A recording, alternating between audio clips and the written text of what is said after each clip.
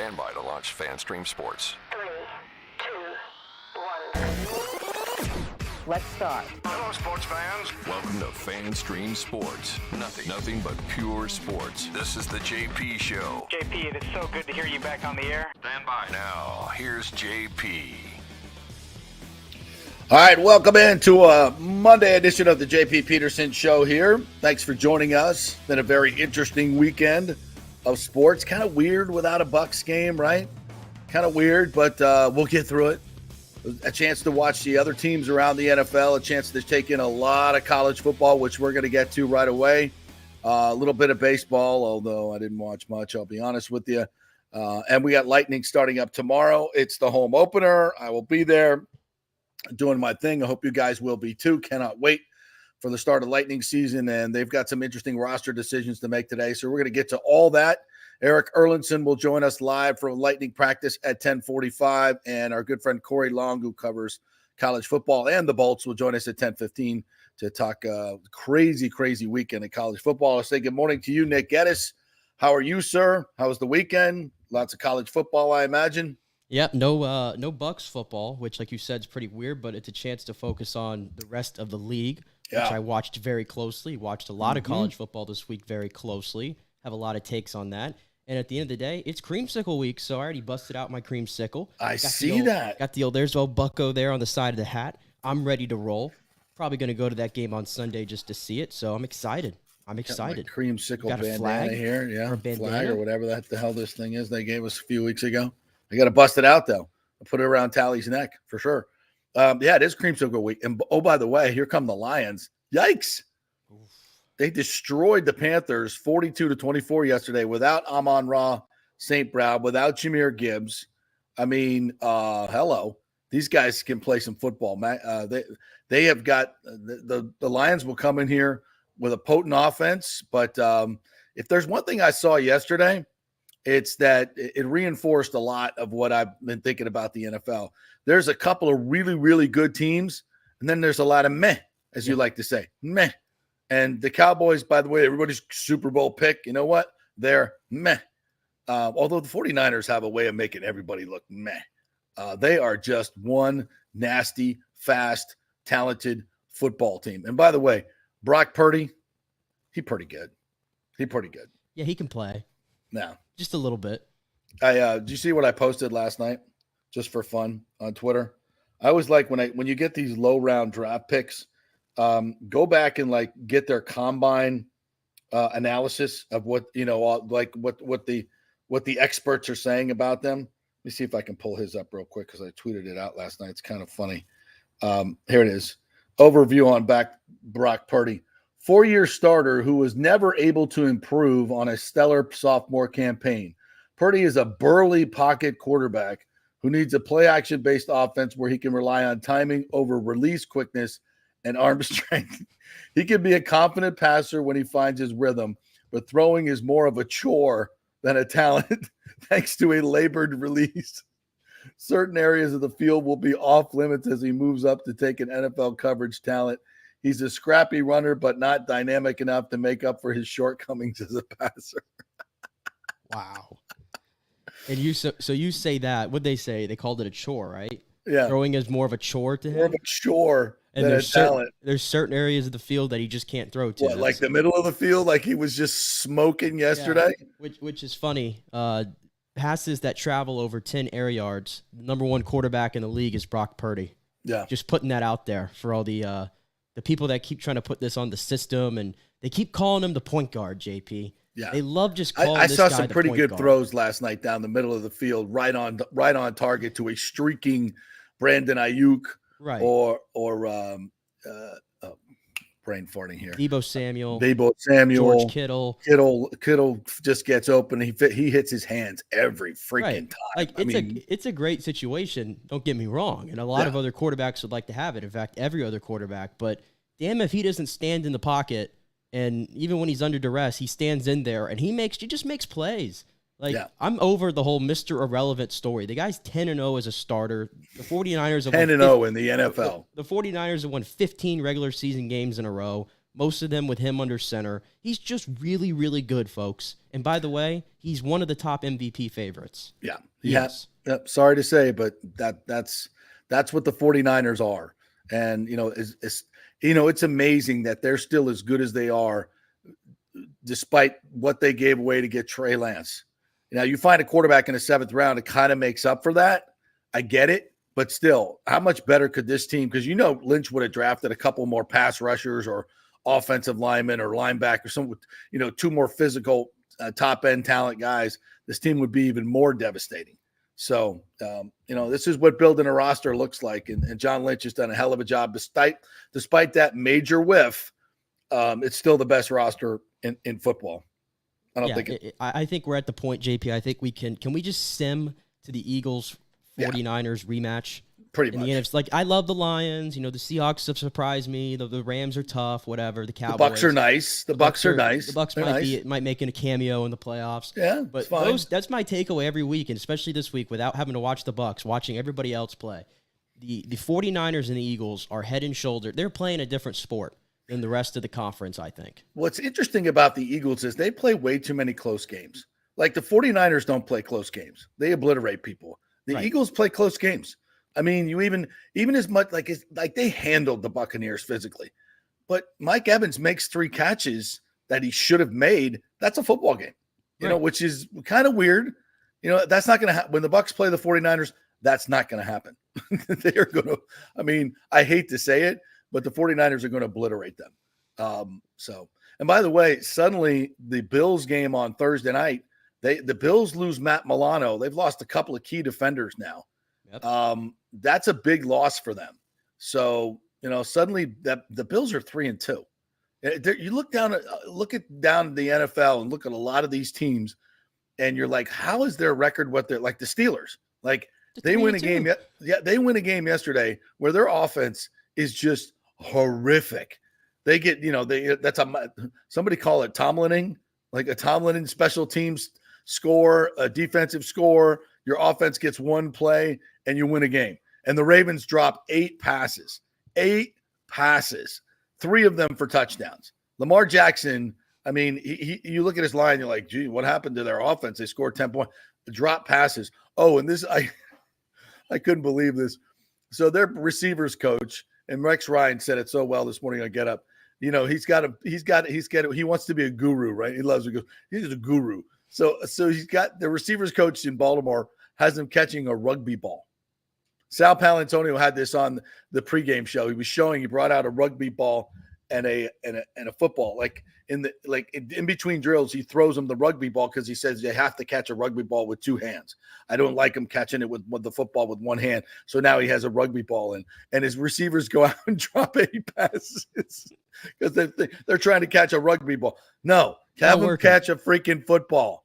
Stop trying to be a guru. Yeah, with your rugby idea. It's not working, and Odell Beckham Jr. at $15 million per is not working either. So ineffective. And that the Steelers Ravens, I'll just say this about that game: is there any more rivalry that's the most? It's got to be the most boring, like, historic rivalry out there. Watching the Ravens and the Steelers play football on the screen together, that was like I'm sure you didn't watch a second of this game on Friday. I had to for work.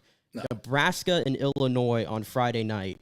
I watch a little bit of it because it's Friday night. I was flipping around. That's the Steelers and the Ravens is like watching Big Ten West football. Yeah. That's what it's like watching. And I mean that in the worst of ways. Yeah.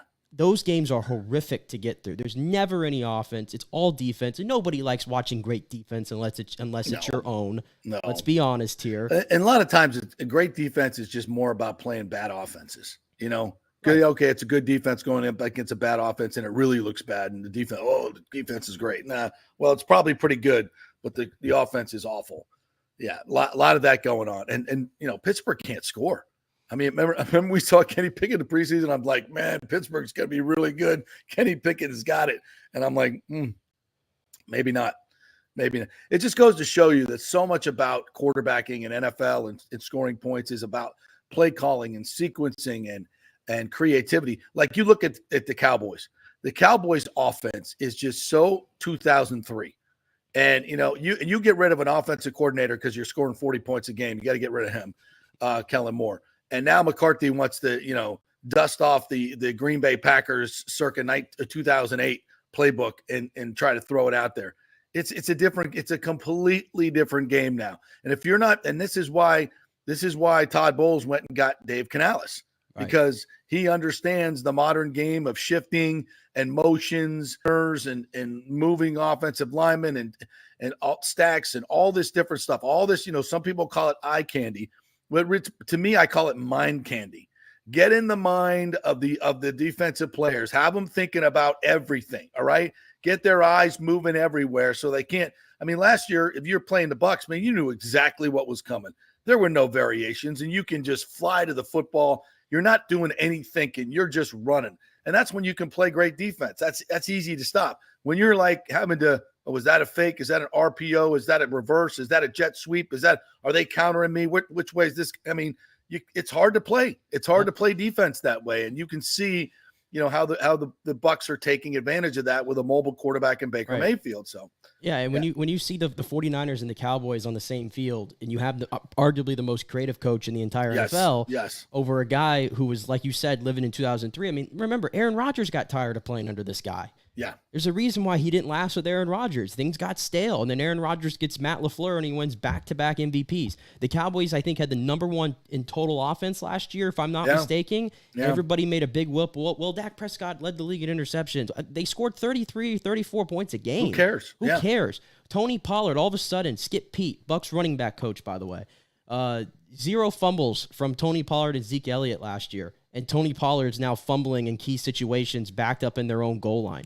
Yep. So you didn't want Kellen Moore. You didn't want Skip Pete. You wanted to have all this control, and now your offense stinks. And I guess what? There's no remedy to it. The Cowboys, when it comes to the NFC, have an offense that's probably like 8, 9, or 10 of the 16 teams that are in the NFC right now. That's where they're at. I don't think it's going to get any better. It reminds me of a lot of what the Bucs looked like last year offensively with this archaic play calling, no motion. The Cowboys ran one play of play action yesterday, and guess what? It worked. It was a CeeDee Lamb 30-yard pass over the middle of the field coming out of the half. You saw a 3rd and 4. By the way, they come out of the half, and they had a nice little drive going. And then on 3rd and 4, they're playing strictly in 4-down territory, and they run it left at a shotgun with Rico Dowdle right towards Javon Hargrave. Yeah. And they lose 2 yards, and they have to take a field goal. Game was over right there. You had to score. I mean, that's just conservative play calling and then malpractice of having Rico Dowdle out of shotgun against Javon Hargrave, Nick Bosa, and all those boys. Awful. Yeah, the NFL is a couple of good teams, and we thought the AFC was so stacked. The Chiefs have not been impressive. They're an autopilot. They're an autopilot. They do this probably. Every year. They're going to win 15 games, and then the postseason's going to come, and they're going to kill everybody. Yeah, but they're an autopilot. You're probably right. You're probably right. They're probably bored with the regular season. Just win games and get out of here. Kelsey, I thought it was injured yesterday, but he had a nice day. There's just a lot of the Dolphins win yesterday over the Giants. The Giants are awful, but God, the Dolphins are so fast. A-Chain, what do you call it? A-Chain, whatever the hell. That dude, the Flash. He is so free. He hits the hole so freaking fast. And then Tyreek Hill, the Giants are out there playing him man-to-man with nobody over the top. Oh, that's going to work well for you. So he gets another big play. The Dolphins are good offensively, but I don't think they're a great football team. They're not there defensively. And by the way, how bad are the Patriots?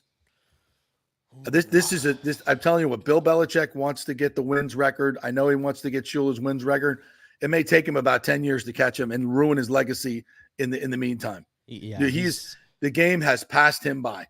The game, personnel-wise, the game has passed him by. Dude, shut it down before you embarrass yourself anymore. It's embarrassing. 34-0 to the Saints. I mean, the Saints are okay. They're a good football team. They've been outscored 70-3 over the past 2 weeks. Yeah. 70-3. Yeah. A lot of this bad offense selections and not having an offensive coordinator last year ruined Mac Jones. You got no quarter. And I think I think he's sabotaging Mac Jones. I think he's sabotaging Mac Jones, truthfully. Yeah. And everybody's like, well, all of a sudden they're in the Caleb Williams sweepstakes. I don't want Caleb Williams going to that team. No, if Bill's coaching it. And imagine what no. I'm saying, the most accomplished head coach in the history of the league, and I don't want Caleb Williams to go to that football team. I tell you what, I'm telling you, at some point we're going to find out how much that dude was cheating. I'm just – none of it ever made sense. None of it ever made sense that they were so much better than everybody else with mediocre talent. You know, I want to say mediocre. I'd say above average, decent talent. Look they at were what's always going winning on. Super Bowls. Look at what's going on in Las Vegas, and look what's going on in New England. And exactly. You let me know how those two dudes had much to do with that dynasty. I don't tell me. Cheating. We all know who ran that. Yeah. The system. We all know who ran that. Yeah, Tom F. End of story. Brady. We've decided it. It's over. You're a mediocre without Tom Brady. Mediocre at best. He's just bad. He's just bad. Yeah, he's not even mediocre. It's horrible. All right, quick break. When we come back, we're going to talk a lot of college football with Corey Long. Love chatting it up. He knows these Florida teams inside and out. Writes for Walter Football. Also covers the Bolts. So we'll talk a little lightning with him as well. Quick break. We're brought to you by the Jeeves Law Group and Bay Area Modern Medical Center in our first hour. Stay with us.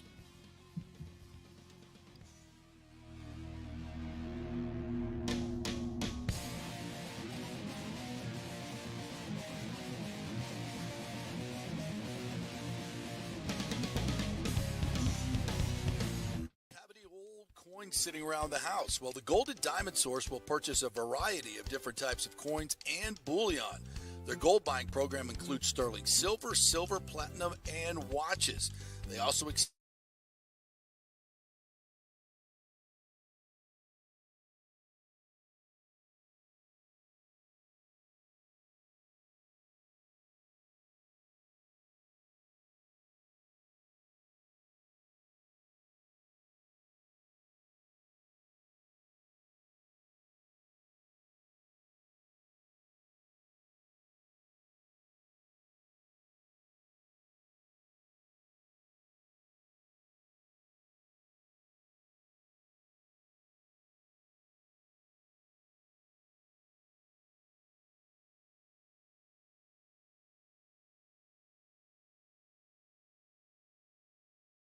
off by Christmas. Plus, you can even finance your purchase with 0% interest for up to 5 years, and you can get a $5,000 diamond for only $83 a month. It's the greatest folks in the world, Julie and Steve Weintraub, the Golden Diamond Source, 3800 Olmerton Road, always online at thegoldendiamondsource.com.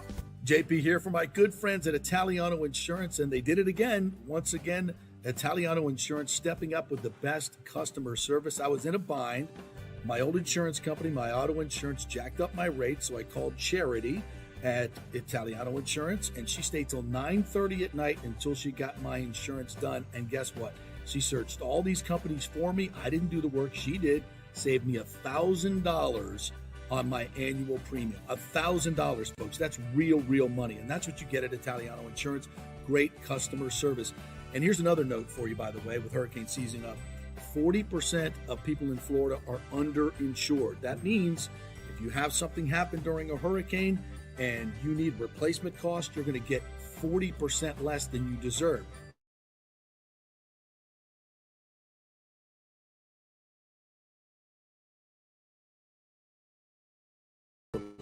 That's 813-877-7799. Great folks in the community, been doing it for over 60 years. Italiano Insurance, 813-877-7799. All right. Well, Fitz the mortgage guy did it again. A listener heard his ad, was going to another big bank, but called Scott Fitzgerald at American Mortgage Services of Tampa, and Fitz saved him $618 on his monthly payment. Are you kidding me? Folks, that's big money. Rates are going up, they're going down, they're going all over the place. Scott will shop your loan and save you lender fees and get the best rates. Email him, scott@amstampa.com, or call 813-294-7595. That's Fitz the mortgage guy. Lots of stuff going on right now, and these rates are going all over the place. You need somebody knowledgeable in the market that will work hard for you and get you the best deal. That's my man, Scott. He's done 3 loans for me, done thousands of loans for local folks here, works with a lot of the coaches and players in the area. He's the guy. 813-294-7595, or go to scott@amstampa.com. Let's go. Right now, back to the show with JP. All right, welcome back to the JP Peterson Show. As we roll on this Monday, as the Bucs get ready for a creamsicle game with the Lions. A lot of great college football this past weekend, and the Lightning, of course, opening up tomorrow night. So we bring in our good friend Corey Long, who is our college football expert and also covers the Bolts. What's up, Corey? How are you, my friend? I'm doing well. How are you? Good, because we got a new system and our phone is working. So Nick is very, very happy that you sound so crisp and clear. So thanks. That's good. Yeah. Nick deserves some good news after the weekend. So.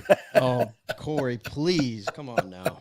What you think this weekend was worse than last weekend? Well, I mean, last weekend was just brutal. Yeah, this was. But just... at least last weekend you had the impression you could win a Big 12 game. This weekend all hope was lost. I was gonna say I still had hope about halfway through the Baylor game, and now I'm just accepted. Okay, they might not win a Big 12 game this year, folks. They might not win a Big 12 game.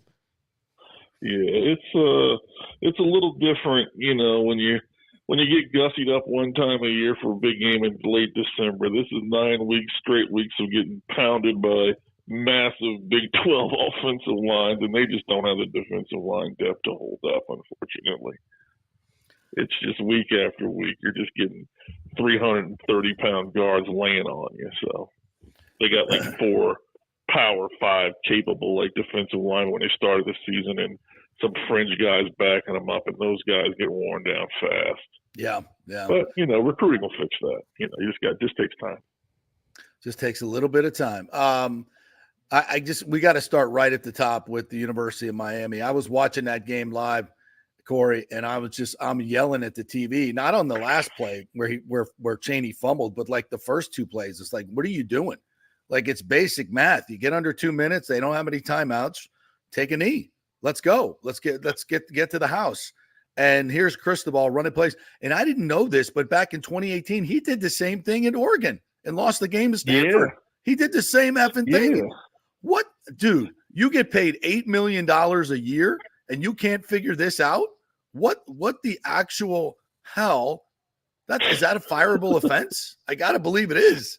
I mean, it is if they could fire him. If they wanted to swallow, $50 million in contract. Is it a $50 million offense? I don't know about that. There's got to be a clause in your contract, right? Might have to add that one for future contracts. I mean, just to know when to take victory the victory formation clause. Yeah, these buyouts, by the way, I think you have to have in these contracts, if you're going to have these huge buyouts, why can I not put in some minimal standards of accomplishment? Like, if you don't reach X, you don't get a buyout.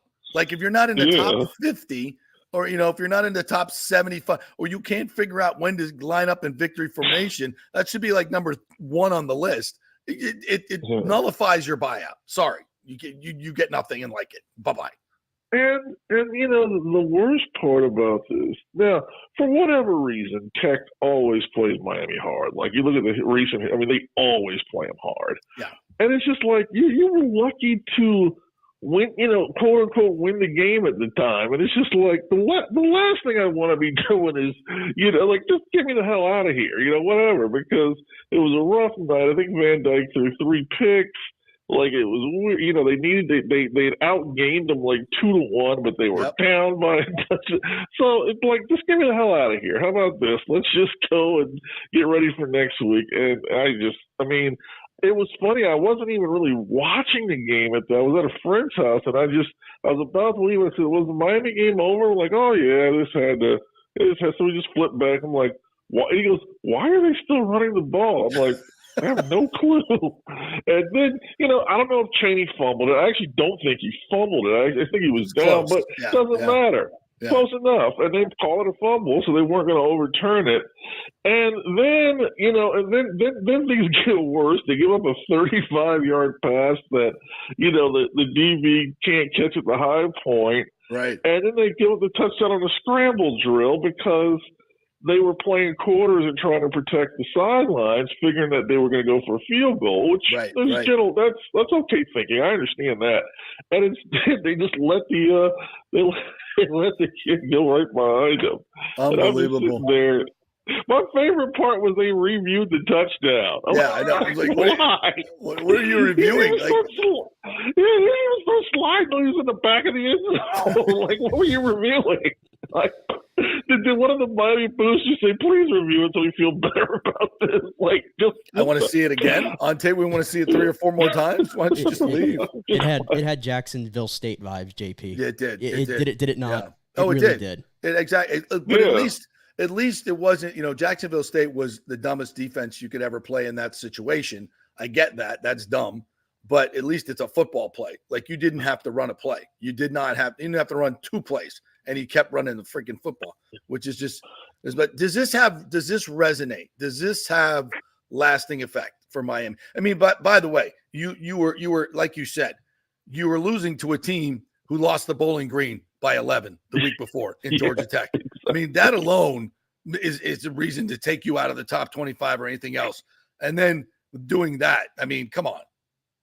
Yeah, I did not understand why he would have prolonged that game, to be honest with you. I don't know. I mean, I really, I'll put it this way. If you're recruiting the right kids, you should be able, you should have the 48-hour rule. It'll take 48 hours, and then you kind of, you get back to business. You got a big game this week. There's plenty of stuff in front of you but I don't know. I mean, there were a lot of kids, and I have a friend of mine that I talked to who actually is internal. She covers the team for the school, for the athletic department.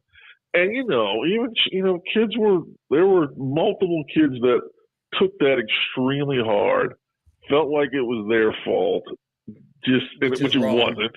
Right. Yeah, and they really took it hard. They were really starting to buy into the fact that this was a nice special season they were having. They were having some real great opportunities, and so the emotion. I mean, it comes down to a crazy amount of emotional and mental toughness, and I don't know. I mean, you got guys in the sidelines that literally, you can read lips like, "What the F are we doing? What are we doing out here?" Like, I think it's just hard. You really have to. You have a very short period of time to repair the trust between the coach and the players, and the players, because it's just going to be hard to trust that staff right now because you had a win under your belt and they literally took a win away from you. They took a win away from you, and that's a hard thing it's a hard thing to, like, even the Jacksonville State thing, as bad as it wasn't like FSU they just screwed up in a victory formation. It wasn't like, they're just gonna throw the ball down the field anyway. So it's this was bad. This was bad on a lot of fronts, and the unfortunate part was that Mario kind of bumbled through his answer on that when it really should have been very quick. My fault, my responsibility, my staff, my stupidity. I have to take this one on the chin. So, and that would have been, he could have said 20 words and it would have at least, he could at least manned up on that, and he didn't. He did not. That was bad. Hey, so I watched the whole entire FSU game. They got a couple of big runs from Trey Benson. But here, look, FSU has won 11 straight games. Mike Norvell's done an amazing job with this. Louisville, by the way, is really good. North Carolina is very good. And FSU, they don't play each other until the ACC championship game, whoever it's going to be. Someone will play each other till ever. Maybe, yeah. But my take is, and I'm not complaining. As a Florida State guy, I'm not complaining, but I had hopes of we might could win the national championship this year. Now I'm like, this defense can't even win an ACC championship. This defense is awful. They cannot stop a running quarterback. They can't stop the run. They are not very good at stopping the pass either. And their talent on the defensive side is not that bad to be 120th in defense or whatever the hell they are, last in the pass defense in the ACC. And most of their good defensive players are transfers. So it's like they're not developing defensive players. They can't call defensive plays. I know you're not a big fan of Adam Fuller, their DC, and now I'm in with you. it's bad. I mean, I love what I'm looking at. I'm not trying to complain, but I'm just being realistic. I don't think FSU, and after what I saw, I think they're going to lose maybe one or two games on the way to the ACC championship. Am I totally off base here? All right, so you're there's a lot you said that's correct. Something's a little unfair. I do think that they showed that there's a lot of transfer. I mean, the whole team is. I think it's about 18 of the starting 22 are transfers. So that's everywhere. That's but true. Yeah. it's they have shown a lot. There's some kids that have developed well. Patrick Payton, Byron Turner Jr. both done a good job of developing. Kalen DeLoche, tremendous. Conrad Hussey looks like a young player that's got a lot of potential. A.Z. Thomas looks like a young player they recruited. So, some of the recruits have done well. Some of the kids, the homegrown kids have shown a lot of progress. Here's the thing. I don't think their defense is good, but I will tell you what I do like. I do like their red zone defense. I do think that they do a good job of generally keeping the maximum amount of points off the board. They do let you get inside. They do let you get inside their territory a little too easily for me. Yeah. But they do tend to stiffen up. They tend to call the right amounts of pressure. This was a game that, again, they jump out. They're out 22-0. You feel like you're heading to some sort of a 57-10 walkover. Right. All of a sudden, they don't do anything in the second quarter. Then they give up the special teams play to start the third. Guy doesn't even get touched. He doesn't get touched. And you need those two Trey Benson runs really, because that was all you did in the second half was get a couple of Trey had a 62-yarder and 85-yarder, and but you look at Tech, they get the ball out of the 15. They turn it over on downs. They get it inside the 30. They fumble. So they've been able to, they've done a little, they got defensive touchdowns against Clemson. They figured out ways to make plays when they need to. Mm-hmm. The problem with that is eventually you're going to find teams that execute better in the red zone. I think they've gotten lucky that some of these teams just aren't very good in the red zone. Yeah. And you're going to find teams that can run the ball a little better, that have a little bit better passing tree when they get down there. I don't think they'll find that next week against Syracuse. I was concerned about the Duke game, but I don't know how much Riley Leonard's going to be able to move. He'll play. I think he'll play on that high ankle, but I don't know how much he'll be able to move. So that might be a break. Yeah, that's going to be a break. So you really start to look at the schedule, and it's like, okay, where's Miami going to be at mentally come November the 11th? Are they going to be recovered from this gap? They might not be. Who knows? They might be all transferred by that point. And it may not be that. Yeah, and then, I hate to say it, but you look at the Swamp where it's like, are the Gators a good team? No. But are they good at home? Yes. A lot. They're a lot better team at home. And they can run the ball. And they're willing to play an ugly game. You want to ugly up a game, they are more than happy to play an ugly game with you. So there's some roadblocks, but I still think they're a team that can get to the ACC title game unscathed. Okay. I don't think that all three of those teams are going to go 12-0. If they did, that would be hilarious. Wouldn't it? The ACC somehow schedule this conference known for blundering everything somehow schedule three teams to go 12-0. Imagine a Louisville team ranked 7th. And they're not going to play 12-0, and they're not going to play in the conference title game. Well, imagine this. Imagine the ACC getting two teams in the playoff, because FSU runs the table and Louisville, runs the table. They can't, or North Carolina can't get in the title game, and so FSU and they're no one, and there may not be any other undefeated teams. And you're like, okay, so what are we going to do? Keep Louisville or North Carolina and whoever wins the ACC, especially if they are undefeated, if it's FSU and they have a win over LSU, they're in. There's no question. And then there's going to be another team that's undefeated. The ACC is going to have maybe Louisville and FSU will play each other in the college football playoff. Come on. Nuts. I just there's no thinking there's no way they did this on purpose. So they're just you talk about running into some dumb luck of having three teams undefeated that won't cross swords at any point during the regular season. Crazy bananas. Jesus.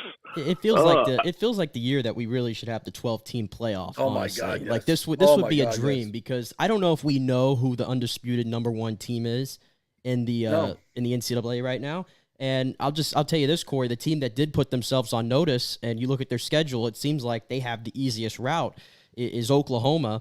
We saw what they did to Texas. Classic game, by the way, at the fantastic. Yeah, I would love to get a rematch of that in Jerry World if that's where they play their Big 12 title game this year. Yeah. But Oklahoma under Dylan Gabriel, who I'm very familiar with, obviously, he seems like he's taken his game to the next level. Oklahoma, though, do they seem like I said, easiest route to the playoff? Have they arrived officially now? Well, what Brent Venables did was he got that defense working. I mean, that defense has gotten a lot better. They're not, they're still not great, but they're far more opportunistic than they were last year. And I mean, that was a tough game on Saturday. Texas had 3 turnovers and got stopped at the half-yard line. Still probably, still had the lead with 90 seconds left. So. That shows you how good that Texas team is and how much they really shot themselves in the foot that day. So, I think you'll get a rematch there. Texas has a few more roadblocks at Kansas State. Looks a little funny. Kansas State can always be tough at home. At TCU looked tougher maybe earlier in the season than it does now. But, there's some possibilities there. But I'd love to see that rematch. And I think, that rematch is a winner gets in sort of thing. I think a 12-1 Texas team with a road win over Alabama is still a very, very quality football team.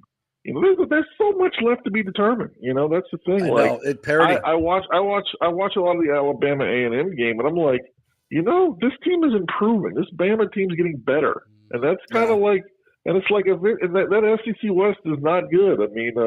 LSU is giving up 600 yards to any team that's on the field against them. So, hey, LSU's defense to take 650 on us, So which is crazy with the athletes that they have. Oh my God. Yeah. And I mean, you start to get to a point where it's like, oh God, if Bama keeps winning, who really wants to? Who wants to face them when they don't have anything to lose? That's the scariest team out there. I think if I saw last week, and I'm going to go jump on it, but it's probably changed a lot. They were like, I think 12 or 18-1 to win the national championship, Alabama. I'm like, holy crap, let me go get some of that action. I'll jump on that action. Exactly. I'm like, no, if nobody's outstanding, Nick Saban will coach his ass into a. We remember. I can't even say that because his dad's a good friend of mine. We remember Kirk Coker, right? Jake Coker. Oh, yeah. Kirk Coker's Jake Coker, yeah. Remember that team. Not that he played very well. He played very well. Yeah, but he wasn't headed to the NFL anytime soon. So he can take a pedestrian quarterback, and their receivers are starting to catch the ball too. Alabama's receivers are finally figuring it out. So yeah, I'm gonna get a little bit of action. Go put $100 on Alabama to win the national championship. You might make a little money on that deal. Exactly, that's a good bet to have. Like I said, Dylan, they don't have anything. Go ahead. I was going back to Oklahoma. Dylan Gabriel, and this is what Nick hates. I'm going to do this, but that throw that he made from a freaking phone booth. I mean, go back and look at that winning touchdown. That whole drive and the runs that he made. My goodness. Holy crap! That throw. He's in a freaking phone booth, and he just raises up and just like over the tops it, drops it right in the basket. What a throw! That kid's really good. Oh my God. He is good, and I mean that's why he was able to transfer to Oklahoma. He didn't no offense, Nick, he didn't fall down. He transferred up. He didn't transfer to USF. I know, and a lot of UCF fans, Corey, they're not fans of Dylan Gabriel, right? They don't like the way he left, and it's like he went to Oklahoma. I mean, what do you want the guy to do? He went to Oklahoma, and I guess the funny thing is though at UCF he never really had that clutch gene. If there was one thing that I always said, the games that he lost were always on the road, away from home, and late in the game. He didn't have a clutch gene, and all of a sudden he's figured it out at Oklahoma. I love watching it. He's probably in the short list for the Heisman. He's got to be on that top 5 list. I don't know what his odds are, but I like him right now because he's got a chance to add think, style points. Yeah. All that. Yeah, I was just starting to think it's definitely going to be curious to see who gets that invite to New York, because there's a lot of – it's a quarterback award, and there's a lot of good ones this year. They're putting up – it's funny. I was looking at – I hate it because LSU's defense is so bad, but it's like, boy, Jaden Daniels is having a ridiculous season by any metric. He's so good. Like he's probably not even going to get an invite because the team's going to lose 3 or 4 games. It's like, no, he's so good. Like, this guy's ridiculous. And you know who else is good? Brock Bowers is pretty good. Brock Bowers, what he did last week against Auburn, the way he just took over the tight ends don't take over games. Yeah, he took over the game.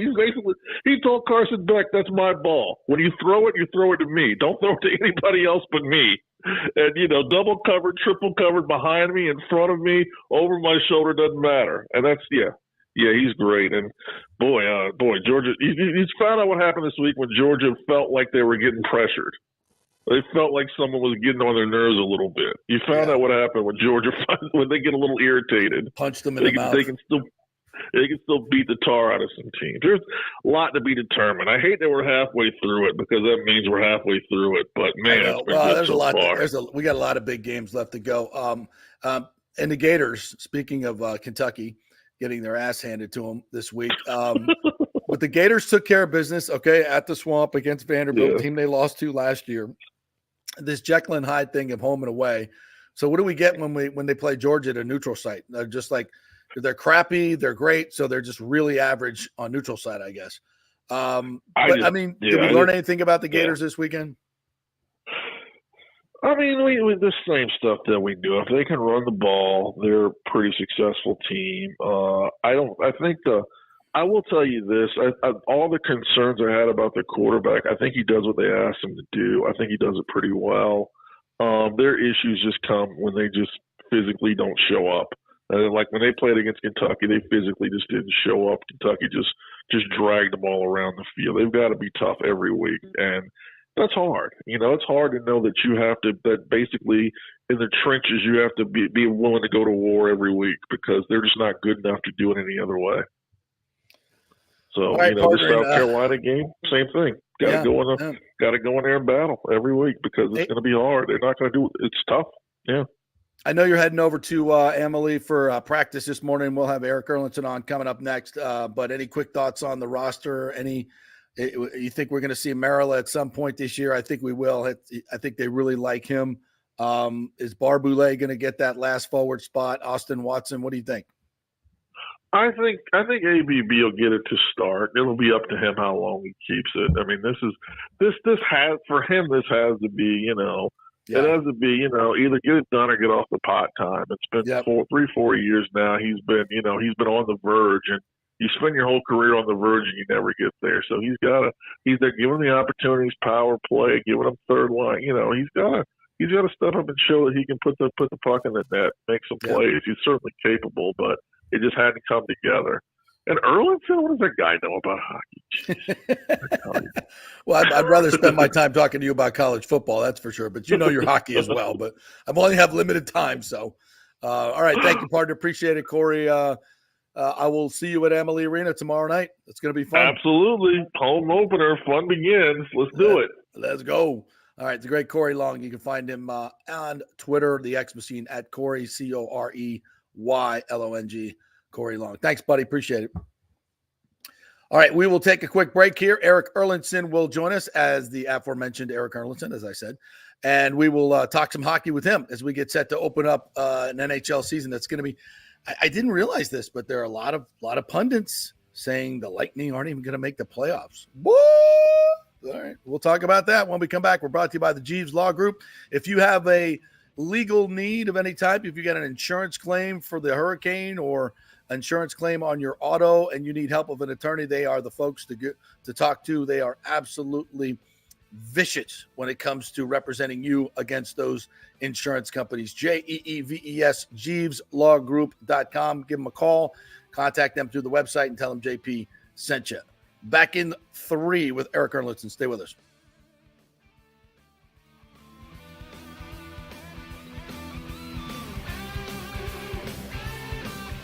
Do you have any old coins sitting around the house? Well, the Gold and Diamond Source will purchase a variety of different types of coins and bullion. Their gold buying program includes sterling silver, silver, platinum, and watches. They also accept unusual pieces that other jewelry stores do not, such as gold bars and sterling silver flatware. The list of items they do accept is far more extensive than those they don't, so check it out. While you're there, you can check out the largest collection of any family-owned jewelry store in the country, especially with summer coming to an end. The holidays are right around the corner. Never too early to start your holiday shopping, especially if you're planning on getting engaged or have any birthdays or anniversaries coming up. Come on in and find out what buying jewelry should be like with an expert staff of gold and diamond jewelry enthusiasts. And the best part, they treat you like family. And if you're worrying about price, don't. The Gold and Diamond Source has something for everyone's budget.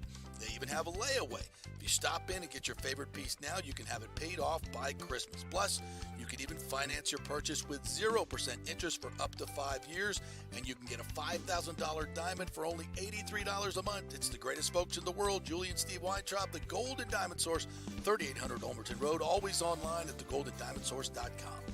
Hey guys, are you experiencing those feelings of getting older, lower sex drive, fatigue, hot flashes, moodiness, or you just don't feel like you had the vitality you once had? It's a chronic problem here in the United States. You're not just getting old, it's likely low testosterone. Studies over the last 20 years show a shocking decline in younger males aged 16 to 39. Older men have seen a sharp decline as well, so do something about it. Go see my friend Christopher Lugo at Bay Area Modern Medicine. Look, testosterone replacement is not a frivolous treatment. It takes a professional, targeted approach that focuses on total body wellness, vitality, and emotional stability, not a one-size-fits-all approach like many clinics use. They will monitor your blood work and adjust your treatment as needed for optimal results. Folks, I've been on testosterone therapy for over 6 years, and it is a life changer. You will feel and look better than you did 10 years ago. Give them a call at 844-977-3477 or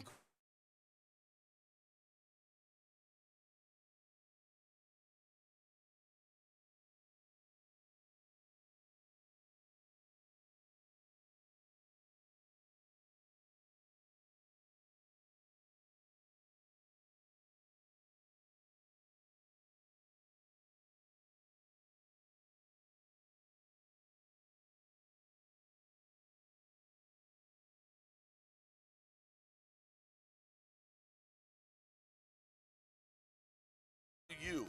The Jeeves Law Group's focus is on auto, truck, and motorcycle accidents, as well as class action and consumer protection law. Scott Jeeves is a board-certified civil trial lawyer and a certified circuit court mediator practicing in the Tampa Bay area for over 30 years. You hear him on the show all the time. Great guy, big Gator fan, and great for the community. The Jeeves Law Group is a highly skilled team with years of experience that will apply their skills, expertise, and knowledge to assist individuals who have been in an accident with compensation for damages, lost wages, medical expenses, pain and suffering, and property damage. Get that free case evaluation, 888-9-JEEVES. That's 888-9-JEEVES. Coming back at you. Now, more with JP on FanStream Sports. It's only just begun. All right, welcome back to the JP Peterson Show as we are almost 36 hours away till pup drop on the brand new Lightning season. A very rare occasion for these Lightning players to have a long off season, and I'm very excited to see what kind of energy they come back with. If the preseason is any indication, they are ready to go. Let's welcome in our good friend Erik Erlendsson, Lightning insider, been covering the Bolts for 20 plus years. What's up, Erik? How are you, my friend? I'm good, JP. Good to be back with you. Yeah, it's hockey season. We can focus on a team that knows how to win titles and knows where to play their games and how to run an organization. Of course I would. No comment. Hey, it's an interesting situation that they have with some good players at the bottom of the roster and some very interesting decisions to be made. What is your sense of how the roster will shake out? Well, we saw Gabriel Fortier and Zach Bogosian put on waivers yesterday, and the Bogosian move is not necessarily reflective that they don't want him here. there's cap indications, and we've seen this the past couple of years with Julian and Matthew Darsh and how they set their season opening lineup to maximize their ability to utilize long-term injury relief. And they've got Brent Seabrook's contract at $6.875 million, starting probably Wednesday. We'll probably place Andre Vasilevsky on LTIR to maximize that space as well. So what we see right now might not even necessarily be who's with the team tomorrow. But I think one thing that I've sort of noticed through this training camp is that those decisions at the bottom of the roster have been maybe a little more difficult in years past. I think in, the last couple of years, you knew who the 12 forwards were going to be primarily. You knew who the top 7 or 8 defensemen were going to be. This year, I don't think we got that sense with the forward group, right? Like Alex Barber-Lay looks like he's going to get his shots, his long-awaited opportunity to maybe play in more of a role at the NHL level. Valtteri Merula came in and played very well in training camp. A 25-year-old forward coming out of the KHL. He's finished. He looks really good so far. So there's been decisions that maybe haven't been as obvious as they have been in years past, and that's not a bad thing. That means you've got good competition. And Barber-Lay, we talked a little bit about him with Corey Long, who's questioning your knowledge on hockey, by the way. Had to throw a shot in there at the end. What does he know about hockey? What is this this is your last chance? You better step up and show us you can actually do it at the NHL level, or we're going to have to move on? Pretty much. I mean, he's 26 years old now. He's been in the organization for 6 years, I think, 7 years. Had a cup of coffee here and there. He's a terrific AHL player. He's an MVP caliber player in the AHL, and the amount of goals that he can score and points. And, they've asked him to work on his skating. It's been a slow process to get his skating up to a good, NHL level. But he's got a lot of things that you like, right? He's got good offensive instincts. He's got a really good shot from that right circle on the power play in the absence of Ross Colton, who had that spot on power play number 2 the past couple of years. He's going to get the opportunity to look and produce there. But this is the last year of his contract. He's I think he might still be an RFA at the end of this year, but this is probably it. We thought a couple of years ago when the Lightning put him on waivers and was claimed by Seattle that was going to be it. But Seattle, put him back on waivers a couple of days later. He came back into the organization. But yeah, this is an opportunity for Alex Barber-Lay that he hasn't really had in years past. I wouldn't say he sees the opportunity like you want to see, because we've been waiting for him to kind of just seize it and say, this is my spot, you're not taking it from me. Right. We've seen flashes of it this training camp, but there's been other situations where wow, that's not a good play by him. So he's still kind of, in that middle range, and he just has to take that next step forward to show that he can contribute at the NHL level. And in net, obviously, Jonas Johansson, I mean, for what it's worth, he stopped, 96 of 98 shots, I think, in 3 preseason games. But it is the preseason, obviously, game very different, but it's a good sign. My question is, and I guess my concern, too, is, the Lightning, it feels like, and this is a good strategy they've always had, it's like they're taking it easy a little bit in the regular season, not focused on getting the top spot.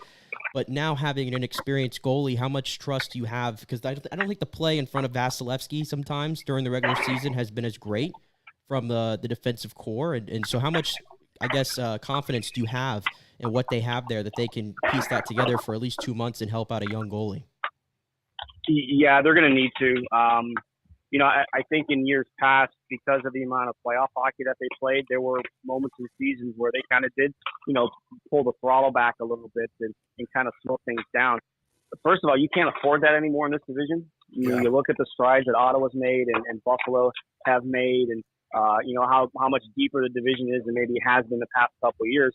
So you can't afford to do that. You have to get off to a good start. They've got a lot of division games early in the season. After tomorrow night, they head out for 3 on the road in the division. They're at Detroit, they're at Ottawa, they're at Buffalo. So, they're going to get tested early on. But I can say, watching Johansson play, he and every single one of the starts have been made since the news about Andre Vasilevsky came out. And to me, the way he's played is a confidence booster for him and the team, because, I sit next to Chief a lot. I talk to Chief a lot. He is so calm in his crease, and that's not easy to learn as a goaltender. He finds the puck well. He moves side to side well. He doesn't have a lot of wasted movement across his crease. and he just looks composed in there. And, he's not a young goaltender. He's 25, 26 years old. He's got pro experience. He's got a few games in the NHL. But I can tell you, they probably feel a lot better about their goaltending situation, at least with Johansson going into the season opener tomorrow night than maybe they did 10 days ago when the news came out about Andrei Vasilevskiy. The thing for me to keep in mind is what are they going to do with the backup, right? Matt Tompkins was brought back over. He's played the last couple of years in Europe. He's 29 years old. He's looked pretty good in his 3 starts in preseason. But do you want to take a team like this that still has Stanley Cup aspirations and give them 2 inexperienced NHL goaltenders to kind of ride with? Waiver wire, we'll see what happens at 2 o'clock today. There are a couple of goalies put on waivers, most notably Martin Jones in Toronto. What kind of thought process they have with that. So that's something we're going to have to keep an eye on, over the next coming days, what they're going to do with the backup position. But Johansson's looked very, very good so far during preseason. But it is preseason. It's a little bit different, a little bit faster once you get to the start of the regular season. So we'll see how he handles himself. Yeah, Erik Erlendsson joining us here, LightningInsider.com. I agree with you. I'd be shocked if they go into the season without an experienced goalie, at either the 1 or the 2. So I think there will be some guys, and as you mentioned, Martin's already on there. So I think there'll be some guys that they have to look at because, this team. And this is my next question because I was reading some of the predictions from the national pundits, and there are some saying that the Lightning are going to take a huge step back, may not even make the playoffs. The Atlantic is is deeper now. I mean, I still think the Bolts have the best top 4 core in the game. That includes Vasilevskiy, but they've done well without him before, right? I mean, we've seen them go long stretches without Vasi and been fine. So I just don't see them taking a step back. Am I being a homer here, or what do you see? I don't think you're being a homer. I think that, because of the improvements in the division and then the news about Vasilevskiy, you kind of put 2 and 2 together there and go, yeah, it's going to be hard. And it's not going to be easy. It's not. They're not as deep as they have been in years past. You don't have the Gord, Holman, Goodrow line, which we're going to talk about forever and what they meant to this team and winning a couple of Stanley Cups. So they don't have that same depth. I mean, look, you still have a little bit of inexperience in the back end. I mean, this is Nick Pervix's second season in the NHL. Can he continue to make improvements? This is going to be Darren Radish's first full season in the NHL. So there's still some inexperience on the right side with those 2 guys. As good as they looked, last season and the tail end of last season, and even Radish was really comfortable in that series against Toronto. So that you can kind of see why people looking from the outside would say that. But I don't get that sense with this team. I think they're deeper than they were last year at the forward group. We just mentioned Barry Boulet and Marilla and all these other guys that have come in. And, Tyler Mott, I think, is one of these type of players that you're going to have to watch every night to appreciate the way that he can play. I think Luke Glendening is going to be a valuable asset, especially when it comes to the face-off circle and winning penalty kill face-offs in particular. We'll see what they do with Austin Watson and C signs and the size that he can kind of bring. He's still here on a PTO. So I think that outside, I can see why people would think that, but I'm kind of with you, JP. I think that this team is, under those circumstances, are going to surprise a lot of people because you still have Braden Point and Nikita Kucherov and Victor Hedman and Steven Stamkos and Mikhail Sergachev. There are some really good players here, and Cirelli. Yeah. And at the end of the day, Brandon Hagel scored 30 goals last year.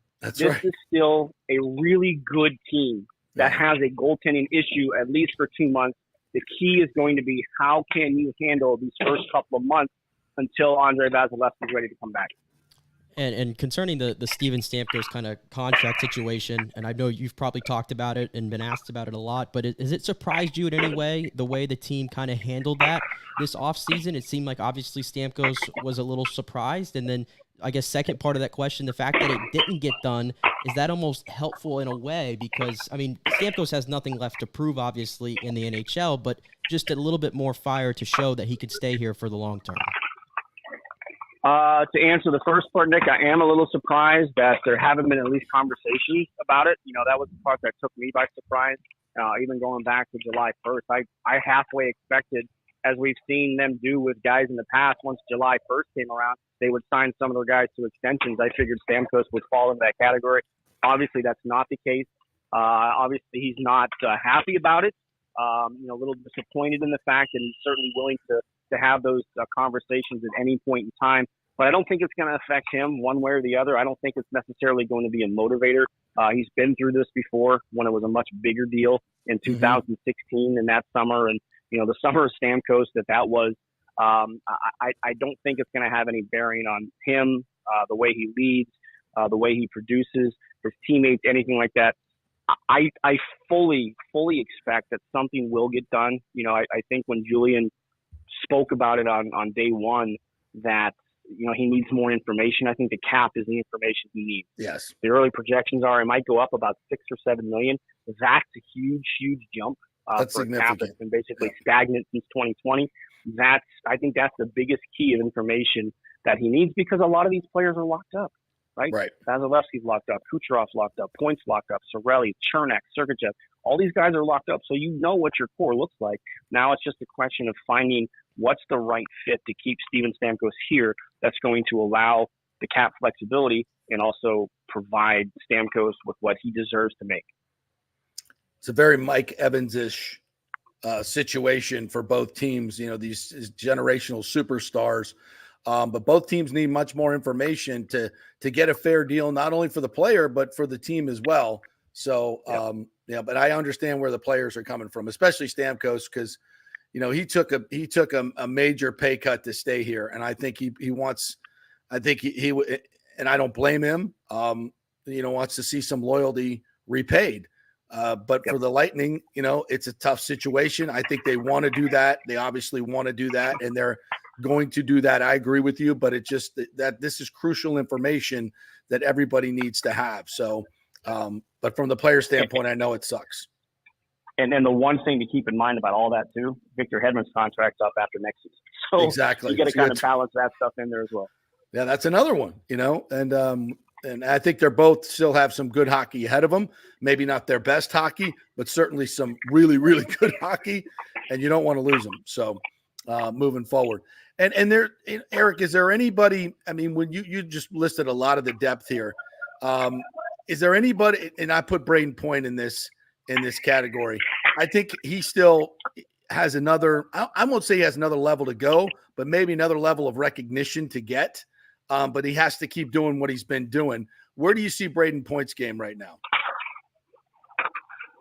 Boy, coming off of last year, it's certainly a lot to live up to, scoring 50, 51 goals like he did in the manner in which he did. I don't know. I saw him take that leap last year. He was a much more confident player, right? Like his level of play and understanding who he is as an NHL player took a massive jump, and that's for a guy who had already been a 90-point scorer in this league and a 40-goal scorer in this league. And, some of the stuff he pulled off last year. So I think as long as he maintains that confidence level and that ability and everything else, I think that, another 50-goal season is not out of the picture. He was so consistent last year. Like, I don't think he went more than about 4 or 5 games without scoring a goal. The great ones do. I think, and the recognition, that just comes with it. It's the market. You look at a guy like Sasha Barkov down in Florida. He's arguably a top 5 center in this league, and he's never listed as a top 5 center because he plays in Florida, right? And everybody wants to talk about McDavid and Matthews and all these other centers around the league, and he doesn't kind of get the same recognition. So Point falls into that category, even though he's already been a top goal scorer in the playoffs and produced when the spotlight's on, yet he's not looked at in that view because he's not confident. Yeah, I agree. Nick, you got anything else? Yeah, I'll ask too. Just a last one for me from the Atlantic Division as a whole. And like you said, a lot of people are not picking the Lightning to win the division. Hell, I probably won't pick them to win the division. It really hasn't been their thing past couple years. But who in the Atlantic Division seems almost wide open to me because I think we're expecting a little bit of pullback from Boston potentially. Kind of the old guard has moved on. Florida had the wonder run, but is that going to translate to the regular season? And Toronto is, I don't want to call them a question mark. I feel like they're still going to produce, but who's that team in the Atlantic that you think is ultimately going to prevail of the top teams, or is it a newer team like a Buffalo that could break through? I think Buffalo is a team that's poised for a breakthrough. They just missed out on the playoffs last year. They got out to a bad start to catch up. That's why it's imperative not to fall too far behind because you can lose a playoff spot in October that you can't gain back by the time you get to March. And that's where the Sabres kind of fell into last year. If they get goaltending, and Devin Levi's coming in as a rookie, got a little taste of it last year towards the tail end of the season. if he lives up to the expectations, Buffalo's going to be tough. I mean, Chase Thompson in the season that he had, Rasmus Dahlin just got that big contract extension, so they got Owen Power back there as well in the back end. Some of the other players they picked up in that trade, in the Jack Eichel trade, have really started to kind of come on, Peyton Krebs and that crew. That's the team that I look at to kind of make that next step and be in the position to satisfy these starving fans of Buffalo who have not seen playoff hockey, I think, in 13 or 14 years. Wow. Which is an incredible run to not be in the postseason. But they look like they got their act together in Buffalo. Boston certainly seems fine to take a step back, but I thought they were going to take a step back last year. All they did was set the NHL record for wins. But Bergeron's not there, and he was always a key cog in kind of keeping everything together there. They don't have the depth that they had up the middle. They don't have the depth on the back end that they've had. So if there is a team in the Atlantic that's going to take a big step back and maybe miss the playoffs, I think it might be Boston. So other than that, maybe swap Boston and Buffalo from what we saw last year, and that might look like the Atlantic Division in some sort of order once we get to April. All right, Ed Double E's, thanks, man. Tell everybody how they can get lightninginsider.com and all the things you're doing right now with your content. Yeah, so if anybody didn't know, the site did crash over the summer in August, so it's been offline for a while. We're just now in the process of getting it rebuilt. We might end up going live later today with it. Nice. You can kind of see a test of it is up and available to at least look at right now as we start to filter in the old content into it and hopefully add some new content here with the season opener tomorrow. So lightninginsider.com is the website. Of course, back as part of the radio team doing some walk-off interviews after the first period and some occasional last call post-game show on the road as well. And, of course, filling in for you, JP, when Florida State keeps you busy. Thank you very much, and I do appreciate that, which will be on November 11th for the Miami game. So put that on your calendar for sure. All right, Erik Erlendsson covered a team who knows how to win in the postseason, knows where to play, and knows how to treat their fans, the Tampa Bay Lightning. Thanks, buddy. Appreciate it. All right, be well, boys. Thanks. The great Erik Erlendsson. From practice, by the way. I probably should have mentioned that with all the background noise going on. It's like, where the hell is Erik? What the hell is going on? Good stuff there. That got me in the mood, man. I tell you what, the Lightning, doesn't it just feel like it just snuck up on you out of nowhere? Yeah. Like it's 15 days ago they reported to camp, and then we're playing a real hockey game tomorrow on ESPN. It counts. Not a lot of preseason involved, right? Well, by the way, tomorrow, 1:00, everything begins on Ford Thunder Alley. They're going to have all the activations going on with the ball hockey and all different stuff going on there on Thunder Alley. Then 2:30, the player blue carpet walk begins. So come see what all the guys are wearing. That's a lot of fun. They'll sign some autographs on the way in. I think they do. But you get great pictures and stuff. That's always a lot of fun. Right. And then 3:15, Big Boy, Grammy Award winner, will be performing on the Ford Thunder Alley stage. So you get the free concert. Doors open at 4:00. Puck drop at 5:30. JP's pregame show at 5:15. They don't have that listed here. I don't know why that's not on here. Mr. Important Pants isn't on the isn't on the schedule. What's going on? What the hell? They don't get no respect. I tell you. Puck drop at 5:30. Watch party on Ford Thunder Alley. So if you can't get a ticket, and then we got post-game celebration at the tap room. I'll be doing the post-game show. So come by with Brian Engblom. So come by and say hello. Have a beer with us as we celebrate the big win tomorrow. So it's going to be fun. It's going to be really, really fun opening day. Oh, the whole lineup tomorrow. I mean, we criticize ESPN for so many things, but tomorrow they've committed 3 hockey games back to back on ESPN. And after the Lightning, it leads right into Connor Bedard's debut in Chicago, which I'm really, really excited about. And then they're doing did you see they're doing a red zone version? Yes. Is Bucci's hosting that? Bucci's hosting. I think it's on ESPN Plus. Every goal, every power play, every hit is going to be shown. This is a huge, big deal I'm glad ESPN is finally taking that initiative this year. They're embracing hockey a little bit more this year, which I think we all appreciate. I think maybe Mr. Bettman had a talk with ESPN after. I mean, they treated hockey, NHL last year, like freaking redheaded stepchild. Yeah. That was an embarrassment. It was an embarrassment the way they treated hockey. And I'm glad. And they've got such an investment in it, too. Right. Which is weird. Well, it is and it isn't. All right. For ESPN. Right. Enough said. Not something that they really want to embrace, not the National Hockey League. Shocking development. But hopefully we'll get a little bit more play this year, and opening night sounds good. And now, is that going to be available on ESPN Plus? Yeah, ESPN Plus. It should be. I don't know the schedule though, because I can't imagine Butchie's going to be doing this every single night. They can't do it every night. There's no way. And I thought about it. I'm like, every goal, obviously, power play is okay, but every hit, I'm like, how's this going to work? I'm really interested to see how this is going to work. Yeah. To be honest with you, but I'm excited though. I think it's going to be. The National Hockey League is going to be on full display tomorrow for the entire country, and the Lightning kicking it off. And it's just, I say this all the time. As a kid that grew up in South Florida and didn't know spit about hockey, and then came here and really started to appreciate it. It's got so much that people love, in terms of it's got physicality. It's fast. There aren't a lot of commercial breaks, unlike college football. Good God. Right. They substitute on the fly. It's just you can go 7, 8, 9 minutes without a whistle. There's not a sport like that. There's just not. And the level of play, I don't know about you. I mean, I'm obviously a little older than you, but the level of play and what you see on a nightly basis, like we go back to some of the goals that Braden Point scored last year. I mean, and, every time Connor McDavid gets the puck, Bedard, I can't wait to see him play. I mean, the skill level of these guys is freaking off the charts. It's unreal. I think it's crazy. I think the skill in the game right now is the best it's ever been. Yeah. I mean, I watch like the old time, like the 90s hockey, and a lot of people are very nostalgic about it. It looks like they're in mud. Right, the physicalness of it. Like, and if you don't know, if you haven't watched any of it, or you're a younger fan like I am, just go watch that Colorado-Detroit documentary that ESPN Oh my God. did. And that'll show you everything that whole brand of hockey is. But just from a skill standpoint right now, best it's ever been. And the fact that now you finally, like, we have the generational talent, and he's kind of in Edmonton, so a lot of people on this side miss him play a little bit. Yeah. But now we get, hopefully, Bedard's that guy in the eastern side, and you get to see him play every night. Yeah. All right, quick break. When we come back, we're going to talk some more college football, some more NFL, lots of other stories to get into. Stay with us. Quick break. We're brought to you by Italiano Insurance, the Golden Diamond Source, Extravaganza Productions, and American Mortgage Services. Stay with us.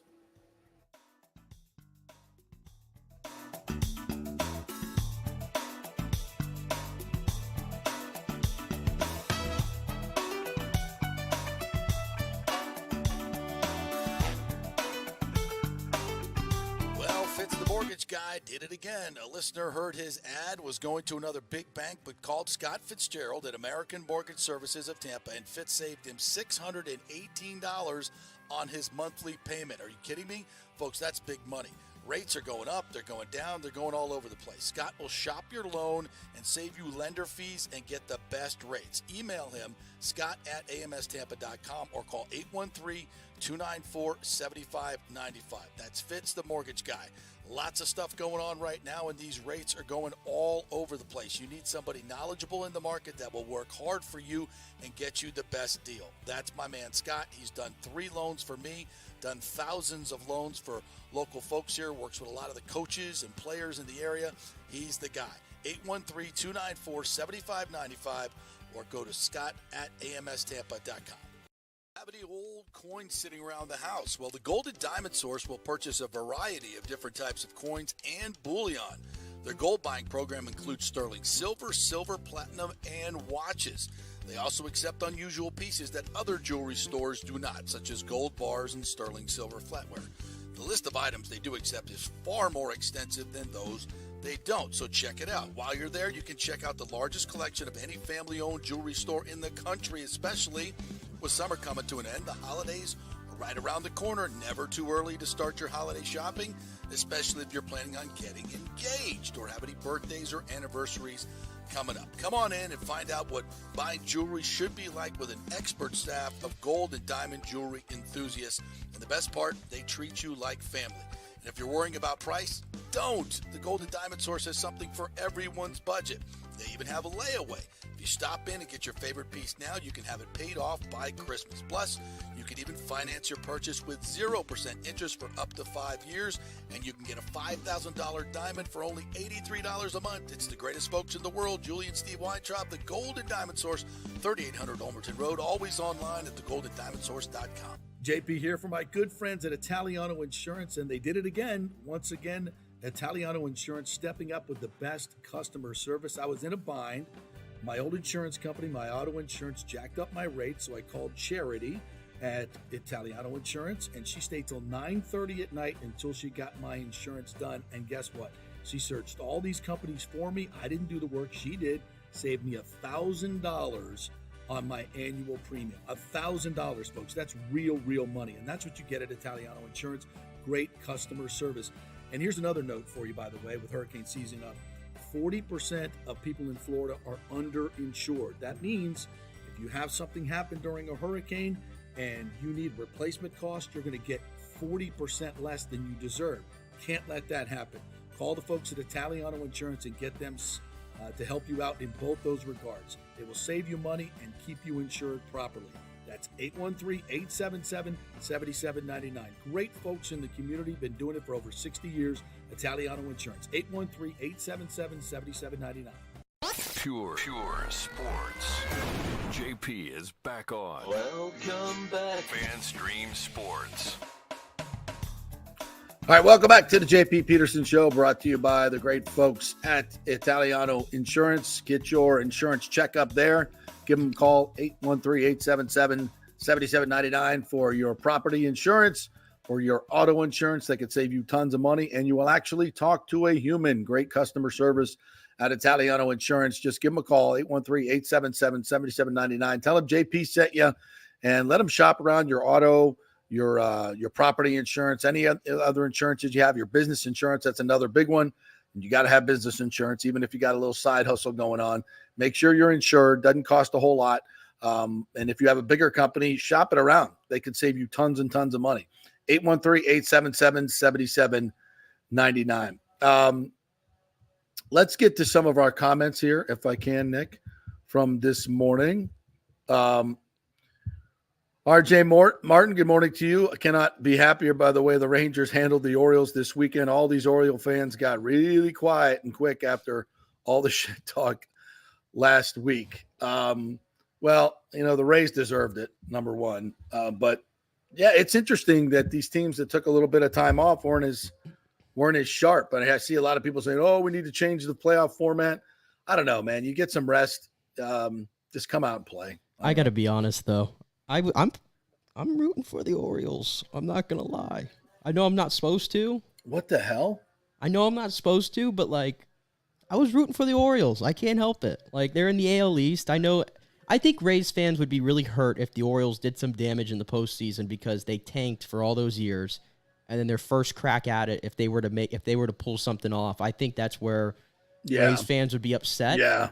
But, yes, I did notice on Twitter there was a lot of Orioles fans who were kind of in the mentions all over the place. But again, when the Rays do what they did last week, you kind of open yourself up for every fan base to come at you a little bit. You know what's interesting about the Orioles is they're very Rays-like. They don't have a lot of superstars, and the good players that they have are all pretty young, right? Yeah. They didn't go out and get any really super, big boppers or anything like that. There's not a whole lot of experience there. And look what happened. And they just don't have struggling. They don't have the pitching. Yeah. They don't have the pitching. Whereas their front line, and even Texas, I think game one, Texas went with a committee approach. I think they did the opener and kind of did it that way. But then they got Monty back out there yesterday, and he did his thing. Not as good as he was against the Rays by any means, but the offense. And Mitch Garver just comes out. Mitch Garver's hitting third in their lineup, and I'm like, Mitch Garver didn't even play against the Rays. He's hitting third in your lineup, and what does he do? He hits a grand slam yesterday. They got it from everywhere. And that kid, Evan Carter, 21 years old, it feels like he gets on base every single time. Yeah. Fantastic player. Yeah, it's just, but, experience wins. We'll see how this turns out. Series isn't over, but they're up 2-0. Yeah, and to the point about experience real quick, and, I said last week on Twitter, about stars winning in the postseason and all that, and it's not so much about what they do in the regular season because I'm getting a lot of flack because, well, look at the Rays in the regular season and this and that. Who cares? Here's what I'll just tell you. And Carlos Correa is a great example of this. Yep. Carlos Correa was brought in for a big money deal. I think it's the biggest deal that the Twins have ever handed out. Yeah. Carlos Correa yesterday with 3 RBIs, he passed Derek Jeter and David Ortiz on the all-time postseason RBI list. He's only trailing David Justice, Manny Ramirez, and Bernie Williams. Postseason. Postseason. Okay. He's got 63 RBIs in the postseason. If he continues to make it, which he's a big-time performer, he's probably going to set the all-time postseason RBI record in the next couple seasons. That's what the Twins are paying him for. Right. Not for the regular season. They're paying him for the postseason when it matters, when the pressure is different. So, yes, keep telling me that the Rays do so well in the regular season and this offense was great and all that, and the best Rays offense of all time. But when there was pressure on them, guess what they did? They folded. And please stop telling me about Brandon Lau making a difference, because the guy is hitting under 100 for his postseason career, and he wasn't making up the total ineptitude that was the Rays offense in those first 2 games. So thank you. And sorry I'm going my Rays rant. I haven't had a chance to get my Rays thoughts out into the universe. I was counting on that today. Yeah, I guess I'll just continue, because I'm seeing so many Rays fans who are trying to justify what happened. And, it was just a 2-game sample size, and they don't really need to change anything. They have the players, blah, blah, blah, blah, blah. 2 runs in 42 innings in back-to-back postseasons. And you want to not change anything?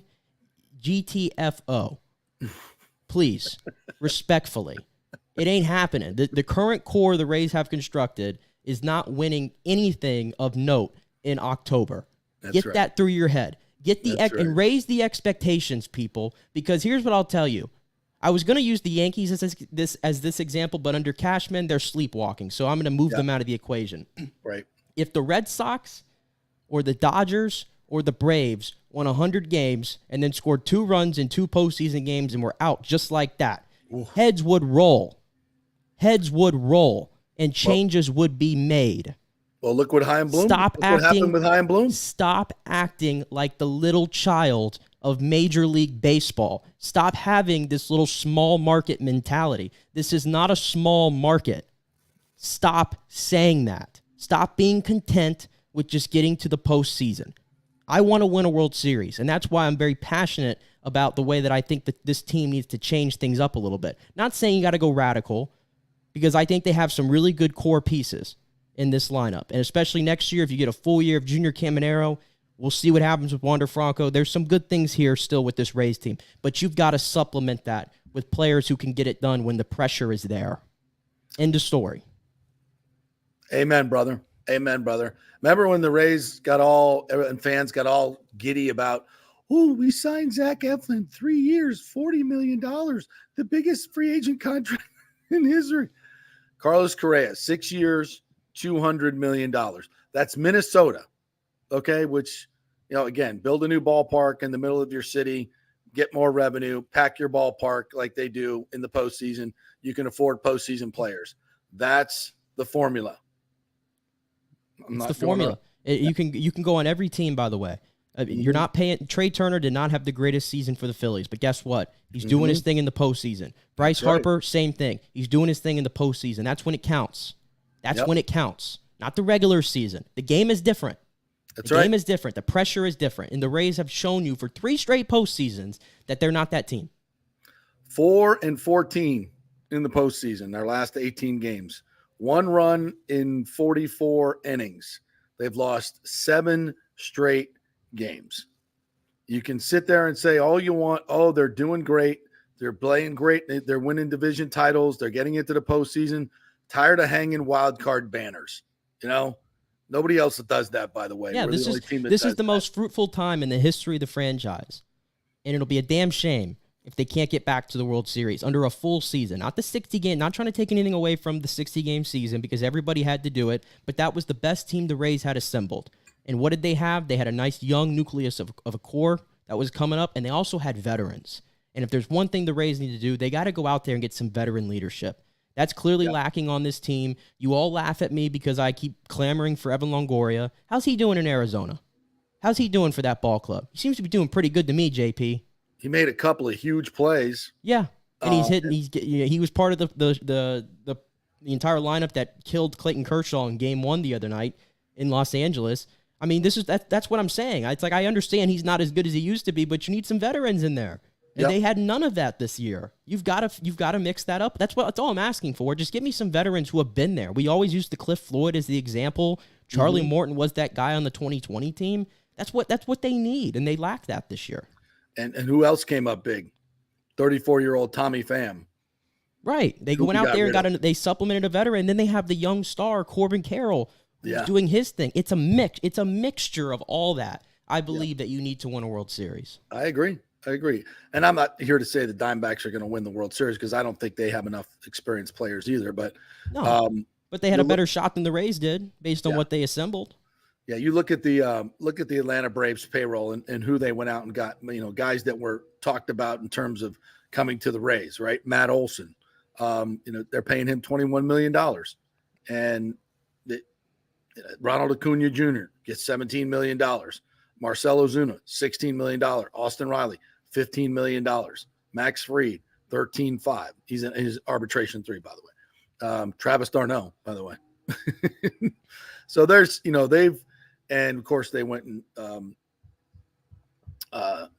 got the best pitcher off the race staff to win. Right. And then Charlie also Morton. Too, in the context of the Ranger series, people, they were in my mentions on Twitters when I said the Stars thing, and they're like, well, what about who does Texas have that's a star?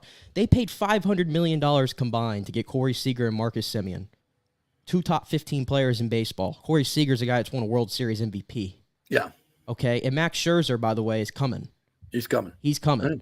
Okay. And you have Eovaldi, who statistically is the best postseason pitcher in the last 5-6 years. So don't come with me and tell me that Texas doesn't have stars. Yeah. And somehow they've found a way to build 2 baseball stadiums in the last 25 years. We can't build 1. Correct. Interesting. Other comments coming in today. Bucks Basement showing up. Cowboys are mediocre as hell. They took advantage of weak teams, and then furthermore, their offense can't score in the red zone. McCarthy is washed. Hard to argue with that. Also, I think it's time we say goodbye to Belichick. He's washed. Dude looks like Shula looked at the end. I'll take Mac Jones and develop him. Their offense is abhorrent. Jones isn't the problem. I mean, can you just imagine? You imagine any other coach in the league not having an offensive coordinator while you're trying to develop a young quarterback last year? That's what I'm saying. They nobody else gets away with that. That's just stupid. And look at that roster. Their offensive line stinks. They have the worst group of wideouts, I think, in the entire NFL. At least they can't separate. I mean, Devontae Parker is on record. The stats say it. He's like the worst separation receiver in the entire league, and you're trying to play him like he's a 1. Yeah. I mean, no. The Patriots have set that kid up to fail, and they've set themselves up to fail. Bucks are rocking the throwback helmets at practice today. Yeah, they got to get used to their helmets this week. Oh, it's going to be so great. Oh. I hope they come out and play great, though. I hope they're not all – I don't think the players will be distracted by all the creamsicle stuff, but, I think Baker's going to be ready for it, who, by the way, shout out Baker Mayfield all over the place this weekend in college. Yeah, he was. And he was a hit. He was fantastic on that show. Yeah, if you missed the College Game Day, which is the best show on television, by the way, not even close. I cannot wait to watch that and the new Open. How do you like the new Open with Darius and the whole group? I'm a bit nostalgic, so the Big and Rich, to me, I didn't think there was anything wrong with it.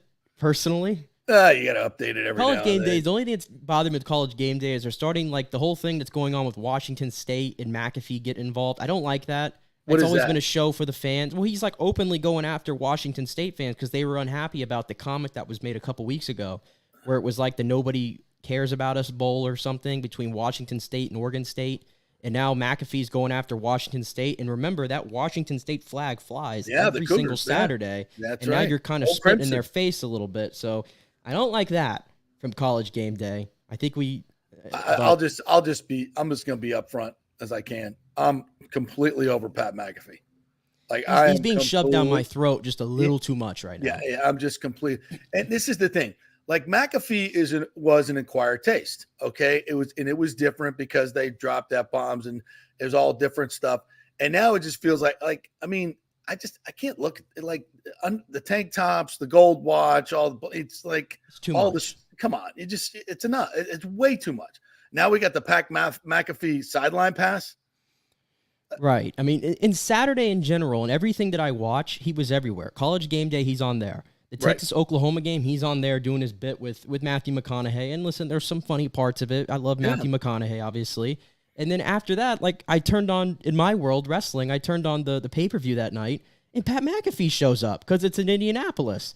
And I'm just like, I started watching this guy at 9 o'clock in the morning, and now it's 10 o'clock at night, and now he's on my TV on pay-per-view when I'm trying to watch wrestling. It's just like he's everywhere. And like, I appreciate the grind, man. The hustle's there. Yeah. And listen, I can't imagine what it's like to try to be like Pat McAfee, like that long throughout the day and every day, but it's just a little too much right now. Like his allure to me was counterculture, right? He was like throwback counterculture, especially the punter, was the bit was good. Like I really liked it. It was really good.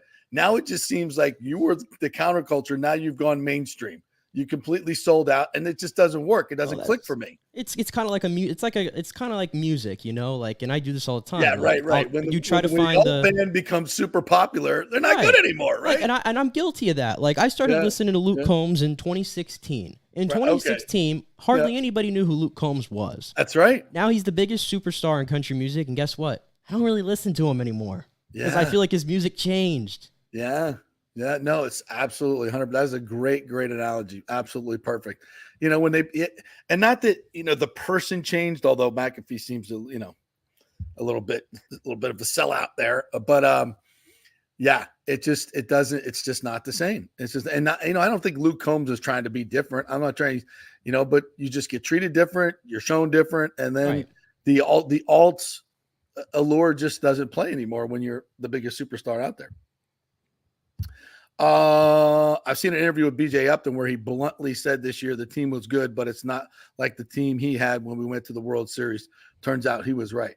Yeah. And go back. I mean, look at those teams too.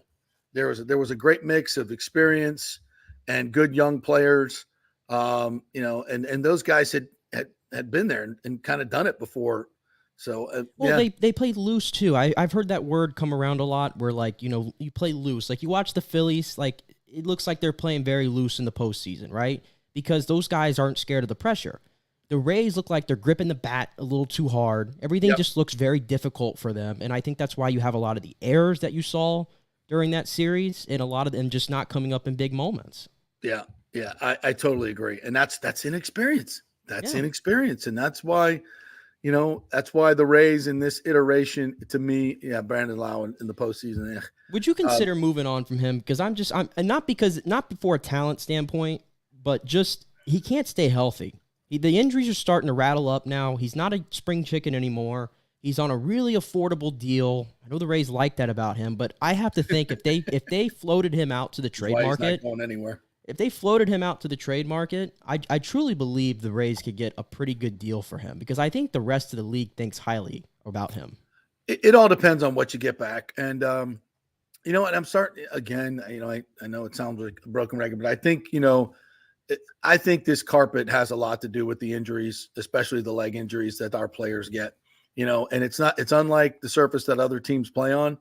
And, I don't hear teams complaining or players complaining about the surface, the other artificial surfaces. I know there's not many, but I don't hear them complaining about them as much as they do in Tampa and how hard it is to play on. So I think that's definitely part of it. There's no question. Yeah. So. And James says you can't have Curtis Mead at second base. Yeah, I don't mean putting Curtis Mead at second base. I think you would have to definitely feet. Yeah, you definitely would have to find a remedy, but he was playing there out of necessity. They just had nobody else they could put over there. And I was watching Sean McDonough was calling a football game this weekend, and they were going over his schedule, like where he's been and what he's done, all these big events. And like he says, you started the week in St. Petersburg. And he's like, yeah, don't remind me of that. I thought Sean McDonough though was a little bit. He calls radio broadcasts for the Red Sox, and it came off like that. He was taking every shot that he could get. I thought it was like, you want to mention it one time, fine, but it was like the broken record the entire broadcast, and as a fan, I was just like, cut it out, please. Like I get it, I'll give you that. I forgot that he was a Red Sox guy. I always think of him more as a national guy, but you're right. I mean, but he's not wrong. It's not like he's wrong or anything. I just didn't need to be constantly reminded of it. Yeah. Yeah. And by the way, I know you weren't on Friday, but did you get a chance to listen to the Ken Hagan interview that we did? Any thoughts? I listened to to parts of it. And I mean, my stance kind of remains the same. If Tampa really wants to be in the running, then I don't know what help you're going to get from the Rays on that, to be honest, because I mean, the numbers speak for themselves, and it sounds like Stu is very into the whole what he's getting up front. Yeah. More so than the long-term impact. And listen, I mean, a big thing when it comes to the city of Tampa, clearly they have issues financially. I think that's fair to say. And they have to game plan for the whole redevelopment potentially or upgrades of what's going on at Raymond James. I mean, I think that plays a big part in it because do you want the baseball stadium in Tampa, or, you know, what's more important, I guess, is what I'm saying. Like, or do you want to upgrade Raymond James Stadium because it's not just the Bucks for 8 games out of a season you get. You want to continue to get the big concerts that come over here. You want to continue to be in the running for Super Bowls and college championships and WrestleManias and all these big events. And right now, Tampa's kind of, I think, fallen out of favor a little bit with all these big stadiums that are going up. Yeah, I think, you know, I mean, obviously, SoFi is going to get their majority because the NFL, you know, have so much invested in that, right? You know, Vegas is going to become, you know, they got the Super Bowl this year. They're probably going to blow it out of the water. I mean, people are there's just so many great venues in Vegas for parties and stuff like that. Like I can see them, you know, like Vegas becoming, you know, part of the rotation, like a five stadium rotation. Right, and Miami feels like it's probably past Tampa too when it comes to that rotation. Yeah, because they got a roof. You know, they got a roof on that stadium. Not a roof, but a shade. A shade thing, yeah. Yeah, but which you know, I think they're going to look hard at Raymond James Stadium at doing that because I don't know in this day and age. Like, I just don't know if you can spend because to put up a Mercedes-Benz or a Jerry World, which is hosting these big events now, you know, that's got to be 2.5, almost $3 billion now with the construction costs and where it's going. You know, where do you build that? Probably in the parking lot at Raymond James. You know, you just where the old sombrero was. Maybe the Glazers could, you know, finally sell the other football team, and you know, they could put a hefty chunk of that money to the Bucks. You know, you never know. You know, because Arthur Blank pretty much paid for that whole stadium in Atlanta, and they get a lot of, like, you know. I feel like at the end of the day, is it so hard to ask the billionaire owners to pay the front of the bill when it comes to these things? And the fact of the matter is, you know, there's revenue streams there to make money. It's not like you're losing money on the deal because if you own the damn thing and you own the building and you own all of it, right. You know, that's why Jerry makes a lot of money at that stadium. That's why he wanted to control it. That's why Arthur Blank wanted to control it. You know, you don't have to cede any control to any municipalities or any of that stuff, but you got to pay a big chunk of it up front. So, yeah, I think, for the Glazers especially, they will be cash rich when they sell Man United. But you know, it's also a big risk. I mean, to in this day and age, you know, who the hell knows where the world's going? A question here from James. Is it Ludman? Apologies if I got that wrong. Ludeman. Yeah. Fill in the blank. The Bucks are the blank best team in the NFC. I think we would agree 49ers 1, Eagles 2. And then after that, probably the Lions are 3. I guess we'll settle that next week, right? Yeah, we'll see. But I think for right now, you're going to say the Lions are 3. And then after that, I think you could make an argument for, I got to tell you, based on the way, I know the Rams are 2-3 or whatever it is, but based on the way they played against the 49ers and the Eagles, you know, kept it close for stretches of that game, and they were able to move the ball, just couldn't get in the end zone at the end of the day. The Rams, I don't know. I mean, I think the Rams might have a case for that. I think they're going to add more wins to their schedule, but especially they got Cooper Kupp back yesterday. Puka Nacua still did his thing. Kyron Williams doing things. The young defense, Raheem Morris, who I'm going to advocate right now, should be a head coach by the next year. I think he's earned that. I do too. I like the Rams, and I like Seattle as well. I think they might be 4-5, and then I think I'd probably slide the Bucks somewhere right there at 6. Yeah, Seattle's 3-1. Interesting. I don't know. They haven't really played too many. Try to see who they Seattle beat Detroit in overtime on the road. Oh, that's right. So, and then Seattle beat the Rams as well. And then they killed the Giants, obviously, on Monday Night Football. Yeah, Seattle. Well, they lost to the Rams 30 to 30. Oh, yeah, they lost to the Rams. That's right. Carolina was the team I was thinking. They blasted Carolina at home. They beat Detroit 37-31 on the road. Beat Carolina 37-27. Beat the Giants 24-3. That doesn't count. And then they're at Cincinnati this week. So we'll keep an eye on the Seattle Seahawks. Yeah, I think the Bucs, unless you disagree, I think they're the 6th or 7th best team right now. And I think that's where I'd slot them. I like what they've done, but I think I like those other teams just a little bit more. But it's not really interchangeable. Like, I think the top 2 are in their own tier. I think Detroit's in their own tier. And then I think you can make any case of those 4 or 5 teams I just said after that. Yeah, the Falcons are 3-2, but they have a 13-point negative differential. They don't lose at home, though. Ritter's never lost at home. You got to give that to him. He played really well yesterday. Really well yesterday. The Falcons are sneaky. Yeah, they're kind of where the Bucs are. But they're 3-2. The Saints are 3-2 after blowing out. But the Saints just didn't look great. They're not in sync right now, I don't think. Yeah, and I don't trust their head coach. Dennis Allen just is not impressive. Right. The Packers are they're meh. The Cowboys, the Cowboys are sitting there plus 51 in net points, which I think is the best. That's even more than the Eagles. The Eagles are only plus 37, which is very interesting. They're playing too many close games. The 49ers are plus 99. They've scored 30-plus points in every game. They're one of 6 teams in the Super Bowl era to do that. Really? And 5 of them, I think, all went to the Super Bowl. The Steelers are 3-2 atop the division. They're negative 31 in net points. Yeah, the Dolphins are plus 46. The Bills are plus 79. The net points are a little skewed. Even 5 games in. What were the? Do you have the Bucs number by chance? They're plus 13. Yeah, plus 16. Sorry, plus 16. It sounds like Todd Bowles football. Yeah, I mean, yeah. They're not blowing anybody away. It's just interesting where this is going.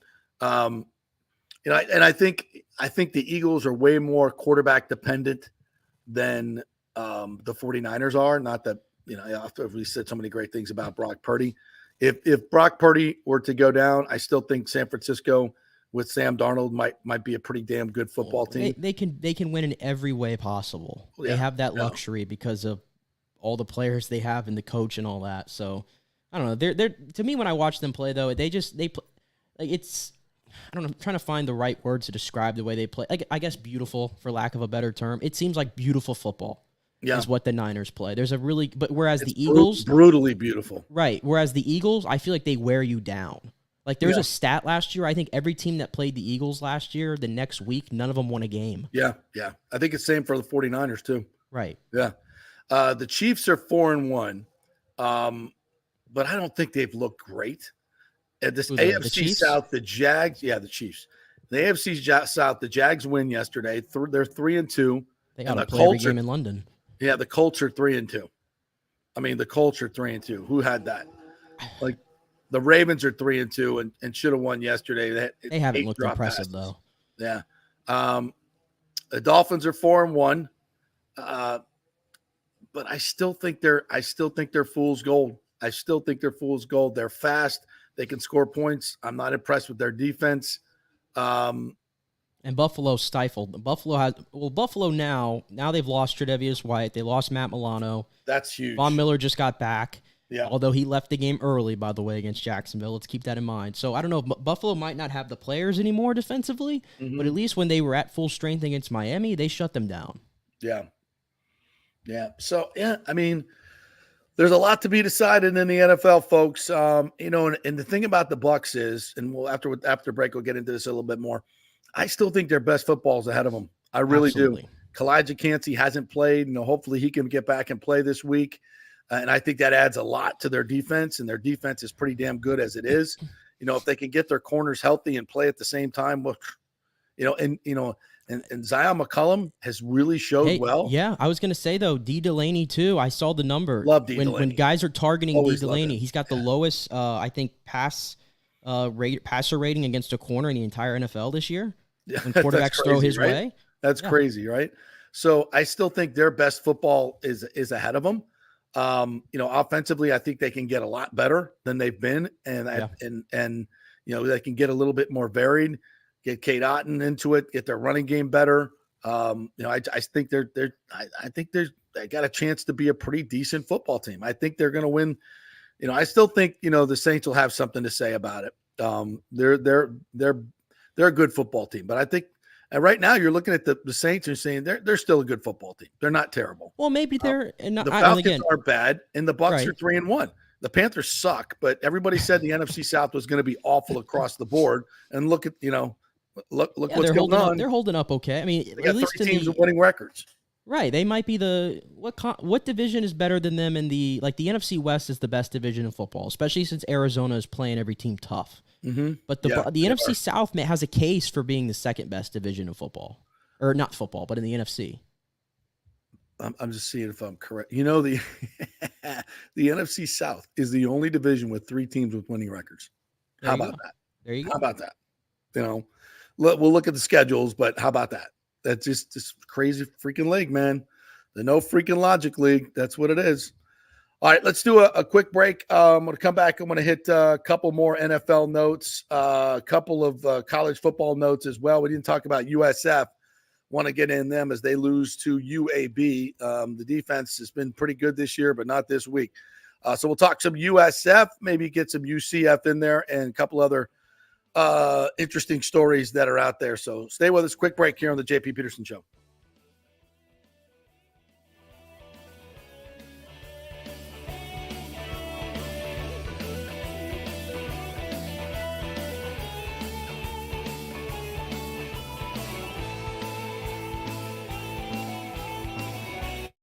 Fitz the mortgage guy did it again. A listener heard his ad, was going to another big bank, but called Scott Fitzgerald at American Mortgage Services of Tampa, and Fitz saved him $618 on his monthly payment. Are you kidding me? Folks, that's big money. Rates are going up, they're going down, they're going all over the place. Scott will shop your loan and save you lender fees and get the best rates. Email him, scott@amstampa.com, or call 813-294-7595. That's Fitz the mortgage guy. Lots of stuff going on right now, and these rates are going all over the place. You need somebody knowledgeable in the market that will work hard for you and get you the best deal. That's my man Scott. He's done 3 loans for me, done thousands of loans for local folks here, works with a lot of the coaches and players in the area. He's the guy. 813-294-7595, or go to scott@amstampa.com. Have any old coins sitting around the house? Well, the Gold and Diamond Source will purchase a variety of different types of coins and bullion. Their gold buying program includes sterling silver, silver, platinum, and watches. They also accept unusual pieces that other jewelry stores do not, such as gold bars and sterling silver flatware. The list of items they do accept is far more extensive than those they don't, so check it out. While you're there, you can check out the largest collection of any family-owned jewelry store in the country, especially with summer coming to an end. The holidays are right around the corner. Never too early to start your holiday shopping, especially if you're planning on getting engaged or have any birthdays or anniversaries coming up. Come on in and find out what buying jewelry should be like with an expert staff of gold and diamond jewelry enthusiasts. And the best part, they treat you like family. And if you're worrying about price, don't. The Gold and Diamond Source has something for everyone's budget. They even have a layaway. If you stop in and get your favorite piece now, you can have it paid off by Christmas. Plus, you can even finance your purchase with 0% interest for up to 5 years, and you can get a $5,000 diamond for only $83 a month. It's the greatest folks in the world, Julie and Steve Weintraub, the Gold and Diamond Source, 3800 Olmerton Road, always online at thegoldendiamondsource.com. JP here for my good friends at Italiano Insurance, and they did it again. Once again, Italiano Insurance stepping up with the best customer service. I was in a bind. My old insurance company, my auto insurance, jacked up my rates, so I called Charity at Italiano Insurance, and she stayed till 9:30 at night until she got my insurance done. And guess what? She searched all these companies for me. I didn't do the work. She did. Saved me $1,000 on my annual premium. $1,000, folks. That's real money. And that's what you get at Italiano Insurance. Great customer service. And here's another note for you, by the way, with hurricane season up. 40% of people in Florida are underinsured. That means if you have something happen during a hurricane and you need replacement cost, you're going to get 40% less than you deserve. Can't let that happen. Call the folks at Italiano Insurance and get them to help you out in both those regards. They will save you money and keep you insured properly. That's 813-877-7799. Great folks in the community, been doing it for over 60 years. Italiano Insurance, 813-877-7799. Pure sports. JP is back on. Welcome back. FanStream Sports. All right, welcome back to the JP Peterson Show. We're going to be at the patio, by the way, as we are each and every Monday night for Monday Night Football tonight. Who we got tonight going? The Raiders and the Packers. Wow. Why do the Raiders what a great brand they used to have, and now their brand is like just buffoonery. And Vegas, they got a great venue, all that, but it's like the Raiders, like nobody thinks they're ever going to do anything. They're 1-3. They've scored 62 points, and they're minus 39 in net points. Yeah, and I was listening to Joe McCoy, by the way, who is at NFL Network. He's fantastic on TV. Yeah, he really is good. He was on Colin's show on Friday, and he was talking about the Raiders because he spent a year with the Raiders in 2021. That's right. And he straight up, he gave some insight. He's like, Devontae Adams is now starting to talk pretty candidly about how things are there. And he's like, once the stars start doing that, you're done. Like, you've lost it at that point. So it sounds like he thinks like we're at a point of no return with the Raiders. So yeah. It feels like they need an ownership change. And maybe the NFL is going to like kind of phase Mark Davis out and like let Tom Brady in. Yeah, let's get the golden child, bring it in. Yeah, I mean, it couldn't hurt.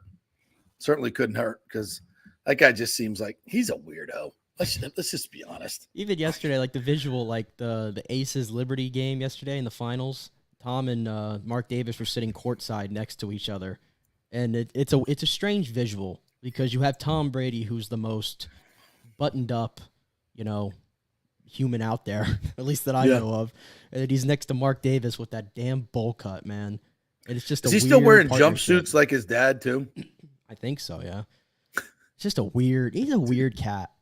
Let's see which one, came up, it earned everything in terms of Tom Brady by himself, chip on his shoulder, and who's the silver spoon kid who got handed everything? Let's see. Okay, I think I know where that's going. Yeah, absolutely ridiculous. So we didn't talk about USF, who got blown out by UAB. Trent Dilfer in their first home AAC game gets a big win over USF. You got to stack wins, but I mean, if you're USF, you can still have to be thrilled with where you are at this particular point. You weren't going to win the rest of them, but they're still scoring points. Byron Brown is fantastic. Boy, he had a couple of nice, really long runs. One where he stiff armed safety, just that was ugly. But they just couldn't stop anybody. They just could not get a stop in this game at all. So Todd Orlando's defense did not step up. Yeah, I wasn't expecting 56 points and no. 600 yards of offense. I think it was for UAB, but no, I know that's bad and it's not ideal and everything, but given where USF was entering the season and where they are now, I mean, I know I said I think they were a sneaky pick to maybe make some noise and potentially find themselves in a conference game. Maybe that still happens, but to think that they were just going to run through all these teams without a slip up was probably naive thinking, to be honest. They're not there yet. They still got to fix that defense a little bit, but they had the game against Alabama. That was great. I guess that's the part that's a little perplexing is how do you allow 14 points to Alabama and 40 or 56 to Alabama Birmingham? That's the perplexing part, but you know what? I like the theory of, it's an offensive coach in Alex Golish. As long as the offense looks good to start, because that's his side of the ball, and I think the offense is doing their part outside of the Alabama game, obviously, where Byron Brown was overwhelmed. So it's a little bit of a step back, but not a big one. I think USF's going to be fine, and in the games they have coming up, I still think they're all winnable for them. Yeah. Here's a thought by Richie P. Said, you nailed it, JP. Stu wants the upfront money. Per Hagen, he would make the same money in the Tampa deal, but if ownership changes, then Stu may not see that end of the Tampa deal. Yeah, like I said in the interview, I think the only way the stadium ends up in Tampa now is if MLB gets involved, and I don't think that's a I don't think that's a Hail Mary. I think there's a pathway for that because of the lawsuit that Stu is facing. He's got to settle that lawsuit before he sells the team. He's got to settle that lawsuit before any of this can be approved. I don't see how two public entities can give an owner who has a developing lawsuit like this or an ongoing lawsuit $1.3 billion in public money. And let's remember, folks, that the real numbers are out now if you haven't seen them, and it's closer to 1.3 billion in public money than 600 million. Shocking development. They lied about that. But yeah, MLB could get involved because, as Hagan said, the long-term money, there's more money in it for the ownership group if they build in Tampa, potentially. Nothing's for sure. So there's definitely more risk, which begs the question, why wouldn't MLB get it? If upfront cost is the problem, I mean, MLB has all the money they could ever want. If they know that if the ownership group's going to make more money long-term, why wouldn't MLB get involved and put up some money? Well, I wonder too, MLB had that, again, they had the Rays for 2 straight games on ABC on national television. You had a national announcer openly making fun of the fan base and the franchise. It was the biggest talk outside of the games. It's embarrassing to Major League Baseball. It's embarrassing to Major League Baseball. I mean, I wonder if they see that, and listen, they're not gonna hear the excuses and some of the reasons why the crowd was the crowd. I don't think Rob Manfred's gonna hear that, to be honest with you. So, I mean, do they have a change of heart now, I guess is what I'm saying. After seeing MLB? Yeah. Again, the commissioner has not said one thing about this stadium deal, which is bizarre, beyond bizarre. Every time, even the Las Vegas deal, his fingerprints are all over that. And when it was announced, he's out front and, everybody's talking about it. He has not said one word about this deal. And, James asked, if ownership group will buy the Rays if they do a St. Pete Stadium deal. No, like Hagan said, and some other people have told me with this ownership group that, this is public record. The Doyles are involved in this, which is Dex Imaging, and they do not want to do a St. Pete deal. No, they do not. The people that want to buy the team do not want a stadium in St. Pete, which, again, that doesn't fit, right? Because he's going to sell the team. We're almost positive of that.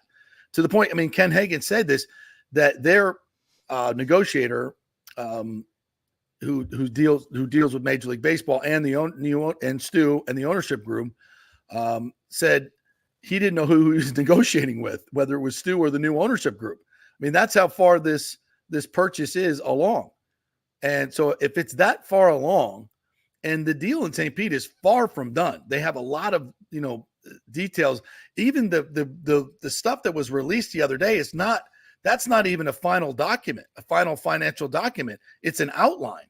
So they don't even have final documents prepared as far as, and that's just for the St. Pete Council and the county commissioners to look at and to consider and to have public comment over. This thing that was released the other day was just an outline. So there's a long way to go. There's a long way to go in terms of this financial deal. I don't think it's any more along than the Ybor City deal was, to be quite honest with you. All I know is that it makes for a long offseason of discussion, both off the field and on the field for this Rays team. It's going to be a very interesting 6 months to see what happens and how different things might look by the time we get to this time or March of next year. Yeah, and that's why this is the big question. Why would Manfred allow a St. Pete deal? I don't know. I think the only thing he would be thinking is, all right, get it done, and then we can just get our expansion money and move on with the other expansion teams. But I wonder, too, and there's all these, rumors out there about, Stu could be potentially selling the team and all that. I guess, did I hear it right on Hagan? I might have missed this, but did he say something about he knew there were a couple buyers? Yes. Potentially, yeah, and they wanted to build it in Tampa, right? Right. I had heard that. Yes.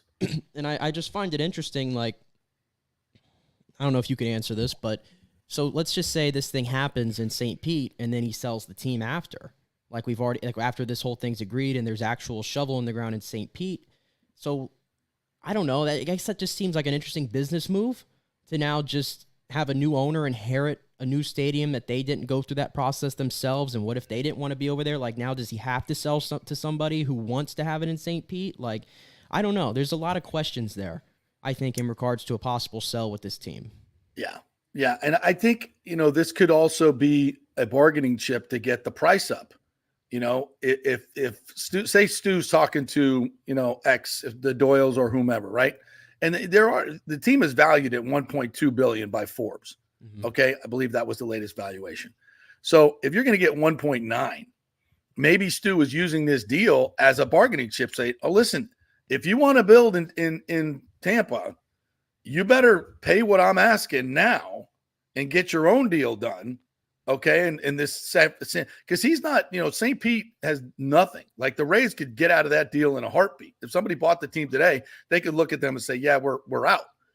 They're not, there's no binding agreement to the stadium deal at all. So anybody who came in could get out of the deal right away. And then St. Pete would have to go back to the starting blocks being screwed by Stu again. So if I'm Stu and I'm trying to get top dollar from this group, I'd be like, hey, man, I got a deal here from St. Pete. I'm going to pull the trigger on this unless you pay me 1.9 or 2.1 or 2.4 or whatever the hell he's asking, right? And so this could be a leverage point for him to get as big a price as he could get.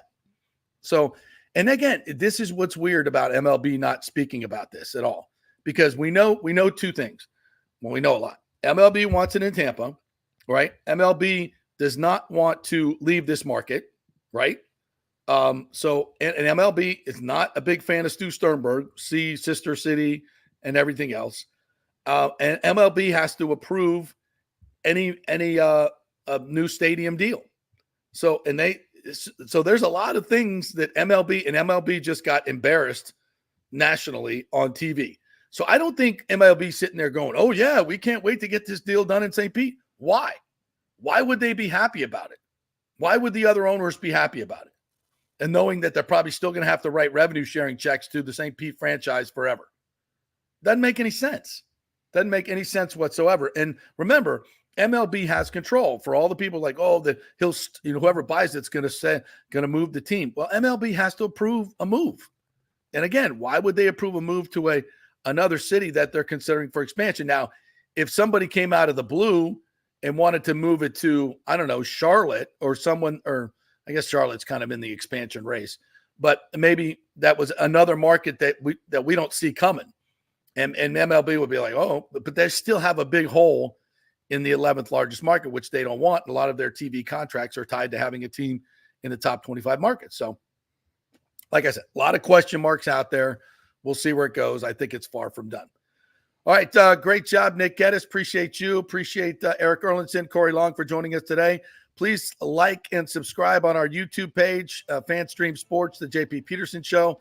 Please like and subscribe on Apple or wherever you get your podcast to make sure you're notified each and every day when the podcast drops, which is just afternoon. Have a great day, everybody. We'll be at the patio tonight, 5 to 7 o'clock. Come on down and see us. Peter Blake will be joining me there.